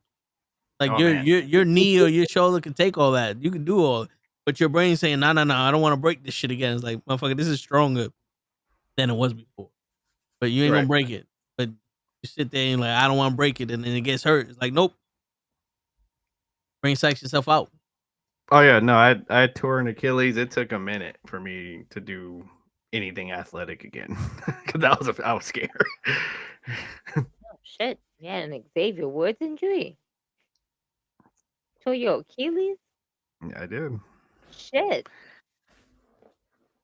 It was it doesn't it sounds just as bad as it feels just as bad as it sounds. I was like, yeah, I don't even want to pretend to feel that. Yeah. And how long it take you to be like, I could walk normal? So I was in a cast for 3 months straight. And then so when they took the cast off, and then they're showing me like, look, it's like, in fact, the Achilles I tore is thicker than the one that I didn't. So that one is stronger than the other one. They're like, look, see? I still was like, nah, son. You know, and then so I had to go to all kinds of rehab and everything where they were making me jump because I did it playing basketball. So they had me on this machine where you jump, and I'm looking at the trainer like, I don't want to do this. So at least it was at the rehab was at the hospital was what I started to think. I was like, okay, so if I tear the other one, or if I re-tear it, at least I'm here at the hospital. So so that's when I started. That's how I talked myself into doing all the exercises. And then here I am. I'm back running. And it was mostly mental. Yes. And that's something difficult to get over. You know, and she might be on some, I'm good enough to do this, but then when you get that one little tweak, because you know there's a lot of dead skin cells in there. That's when your muscles start cracking. Yep. And you hear that, that's the dead skin cells. Sometimes people don't know that. You hear that, like, I fucked it up again, because you get a good crack. like no, you just loosen something up there. You be all right. Damn, that's not good, because I'd be sounding like a Rice Krispie treat when I'm like going down the stairs and shit like that. I was gonna say that's my fucking patella a lot. That I'm just like, I fucked this shit up, like, bro. I just hear. And I'm gonna assume, are we talking about Cora Jade? Is that what we got here? Yes. Yeah, and DJ had an Achilles tear, so we was talking about that. Oof. Yeah, because we were talking about JD McDonough. Oh, and I just saw it. Major pop when he comes back. I was watching like the beginning part of his interview with Chris Van Vliet. Yeah. So he was talking about, the first thing they get into is basically about his injury. So we were talking about that, and I was like, he's gonna get such a pop because he actually finished his match. I was like, people, I was like, because that's like a veteran move. I was like, people need to take notes, pretty much, like Cora Jade, because she psyched herself out with her knee, and I know she probably feels like, oh shit, like I just came back from an injury, all that shit, but then she didn't finish the match with Jordan. Well, at the same token, it's two different injuries though. Just to give her the benefit of the doubt a bit, because with JD's, it's like he doesn't really know what the fuck is kind of fucked up right now. That's like, I think I could keep going. I kind of can't breathe, but maybe I'm just blown up right now. Fuck it, we're gonna go. With her, the injury that apparently with Jordan was more of a concussion protocol. Like she got loopy, that's why they had to stop, because it wasn't her knee again. Because she corrected that, because that was the first report that was like, oh, her knee's fucked up again, this and this. But apparently was she got loopy, so they thought, oh, she might got concussed. Which, if you did get concussed, you're not supposed to keep going. Like, that's stop it right there, just X, because you don't know what could happen from there. That you could lead to something worse. Because depending on the injury, there's certain times you shouldn't keep going. There's a lot of people that want to push it. Like I've seen people that have legit their shoulders fucked. And like, can't get more fucked up. Keep going. It's like your shit is like it'll be dangling. It's like I'll be fine. Fuck No, that. but like, but that's Cody Rhodes titty all over again. Yeah. But that's the thing, though. It's like you can't hurt it more. Yeah. Like there's some parts. It's like, oh, this shit is fucked already. Yeah. There's Like, some that much you too shouldn't tired. be doing that though. Yeah. There's No, certain things yeah. that's like JD's, he probably shouldn't have kept going because No. you're fucking up your ribs and Yeah, you're he could have died. yeah, his So long. like especially that he immediately takes a fucked bump. Like he takes a fucked up bump instantly. Like they pick him up right back onto those ribs. That's like he could have seriously damaged his lungs. Like as someone that's had unfortunately a blood clot in the lungs, it's not fun.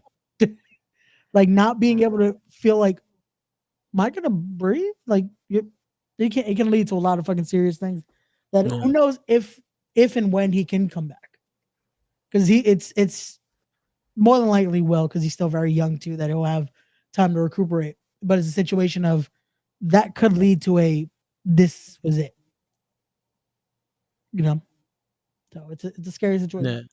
You know, I also heard in the interview, as Gigi was talking about how they took care of him afterwards. Yeah. That Sonya Deville was saying that when she had that stalker, Vince rented her apartment and 24/7 security and all that other shit. It's like, to be honest, it's kind of surprising to hear based off of like how back in the day was.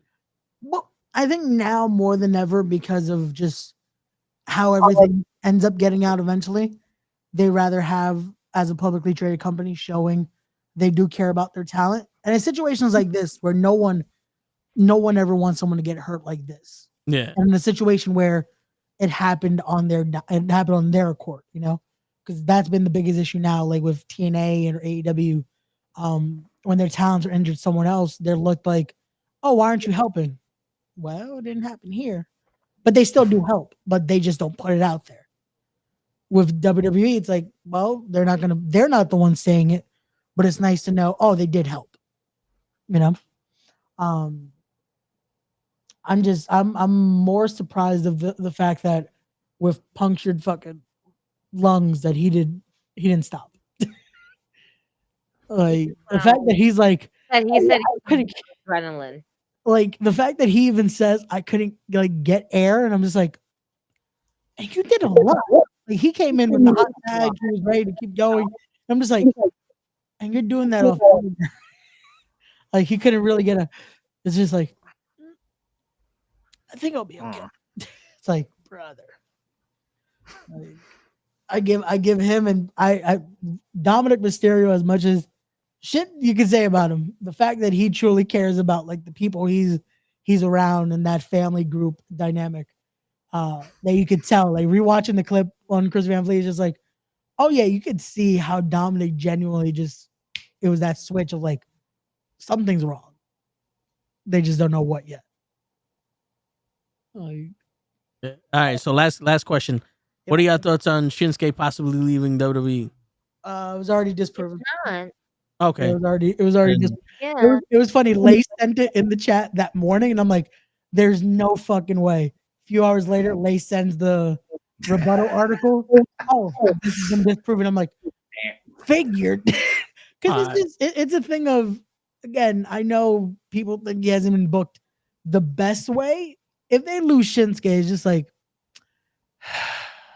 y'all couldn't try to fix it now that it's a new regime and there's so many amazing talent you could book with Shinsuke. That's like, and you know the thing is that I don't see Shinsuke leaving either. Yeah, I don't If see you do the him leaving. contract, Shinsuke is not like, nah, I don't want to be here anymore. No, he's chilling. Yeah, From what I understood, he loved that short schedule and being able to surf and all that other shit. Yeah. He doesn't want to, he doesn't like, because they asked, it's like, oh, you wouldn't want to go to New Japan? I like surfing. Like he likes to be able to be with his family. He likes to be able to, this schedule works for him. Like his lifestyle. Like with the Ospreay question, because they asked him and it's the opposite, unfortunately. Ospreay wants to be able to return home. He doesn't want to have to be basically full time in the States and doing this. and it works. Unfortunately, with wrestling, it's a very demanding business. So it's a situation of if you have the ability that you can choose, fuck it. Like when you're at that capability of your talent lets you have the chance to say no, because oh, they're gonna offer me the money I'm worth and the schedule I need. Do it. And, they're lucky that they can because they're at the level that they are. Will Ospreay, if WWE if he said no to WWE, there's gonna be someone else knocking on his door. Yep. Yeah, I mean, and barring any injuries, there's always time. Like AJ. Yeah, and that's the thing too. And I think that's why he, from his interview, because that one I definitely made sure I watched the full fucking thing. I was like, I just want to hear his take on all this. He didn't burn any bridges. He said he felt like they kind of slighted at him a bit, but he really never put it in a way that it's like, well, I guess we'll never see Will Ospreay in WWE. It's like nothing is fully at this digging at them, which no one should. Like that's been I think the consensus we've said, especially when a lot of people that work in both companies are very friendly. Like, don't burn those bridges because you never know. This TNA WWE deal shows you why. Don't burn those bridges, because a lot of people that left from TNA started talking a lot of shit about them, and look who's at their door right now. It's like I feel like Ethan Page might be like, "Fuck, hey, remember those things I said about you guys? Like, I didn't mean it. I just." I was under the influence of someone else. Yeah, it was like that was the Karate Man that said that. That wasn't because he said a lot of shit when they like basically ruined that gimmick he was doing with Karate Man and all that, and he like went off before he went to AEW, and now it's like, yeah, they're probably like, hey, we don't want to use him. I think Ethan Page is fine. Hey, his moveset in the game has been pretty cool. Yeah. There you go. What do we got going on, Ray, for next week? Yeah, we're back Monday. We'll be with the Raw watch along. Again, Raw is being streamed earlier in the day at 3 p.m. on Netflix. Oh yeah, that's right. But we will be live at our usual time of 7:30 because no one has time to be able to be here at 3 p.m. And then Tuesday we are back with NuKKle Comics as we'll be discussing the insane episode 3 of Daredevil. We might be having a special guest on that one, Ray. Oh, I haven't seen it yet. I need to go watch it. There you go. Yes. You gotta watch episode 3 because Yeah, you do. And we might have a special guest apparently, so that's gonna be fun. And I have a new game that I want us to play, so I'm gonna tell us about it off air because I feel like because of so much of the making fun of me not watching movies, I feel like this will be a fun game for us to play. But then next Wednesday we are back with sports as we have some things to discuss regarding. Again, by then we'll probably have more because I saw Stephen A. Smith made another comment about the LeBron stuff, so we'll talk about that next week. Then what is this? Speaking of health and problems breathing, there's been any updates on Jurassic World? Yeah, we're the oh no, I was about to say Jungle Boy, but Jurassic Boy. I'm assuming he means What are you talking about? Who you talking about, Damien? You talking about Jungle Boy? Or you talking about the little guy with him? Well, Marco Stunt has his own company now. Oh, yeah, he's cool. Yeah, Marco. Yeah, which I feel bad because he had reached out to me about doing some things and kind of left him in my DMs. Fucked up, Ray. Sorry, Marco. And then you become a promoter, you start just fucking ghosting motherfuckers. Well, yeah. We got you, DJ. All good, DJ. Okay. See you, brother. But yeah, so that's our next Thursday. We're back here, 9:00. We'll be talking about some more wrestling things. We'll be giving our posts on what happens with John Cena, what comments he'll make, where does this take us for WrestleMania, and all that good stuff. And then I guess we'll figure out by next week when we're doing the Tone the Show with Ray and Gigi show. But till then, anything else? Lucha. So Luchasaurus. Nothing yet, just because unfortunately it was very that lung damage. He had blood clots. He had all that. So it's going to take time. If he's on just anything close to Xarelto or anything like that, it is going to take at least 9 months just to see how that does. And again, with wrestling, yeah, you probably it's the same thing as Chris Bosh. Sounds like it. So it's a long road with that, because that's why when I had to deal with it, I couldn't if you fall the wrong way, that might lead to an ER visit. Like if you legit, little things could just lead to fucking hella damage. So we'll see what happens with that. Once we know anything, we'll update y'all. I haven't heard anything about it, like no autograph signings or anything like that. So I guess he's still on that recuperating stage. But yeah, that's our week for next week. We'll let y'all know if anything changes. And yeah, so take us home. And on that note, ladies and gentlemen, is your friendly neighborhood knuckleheads signing out.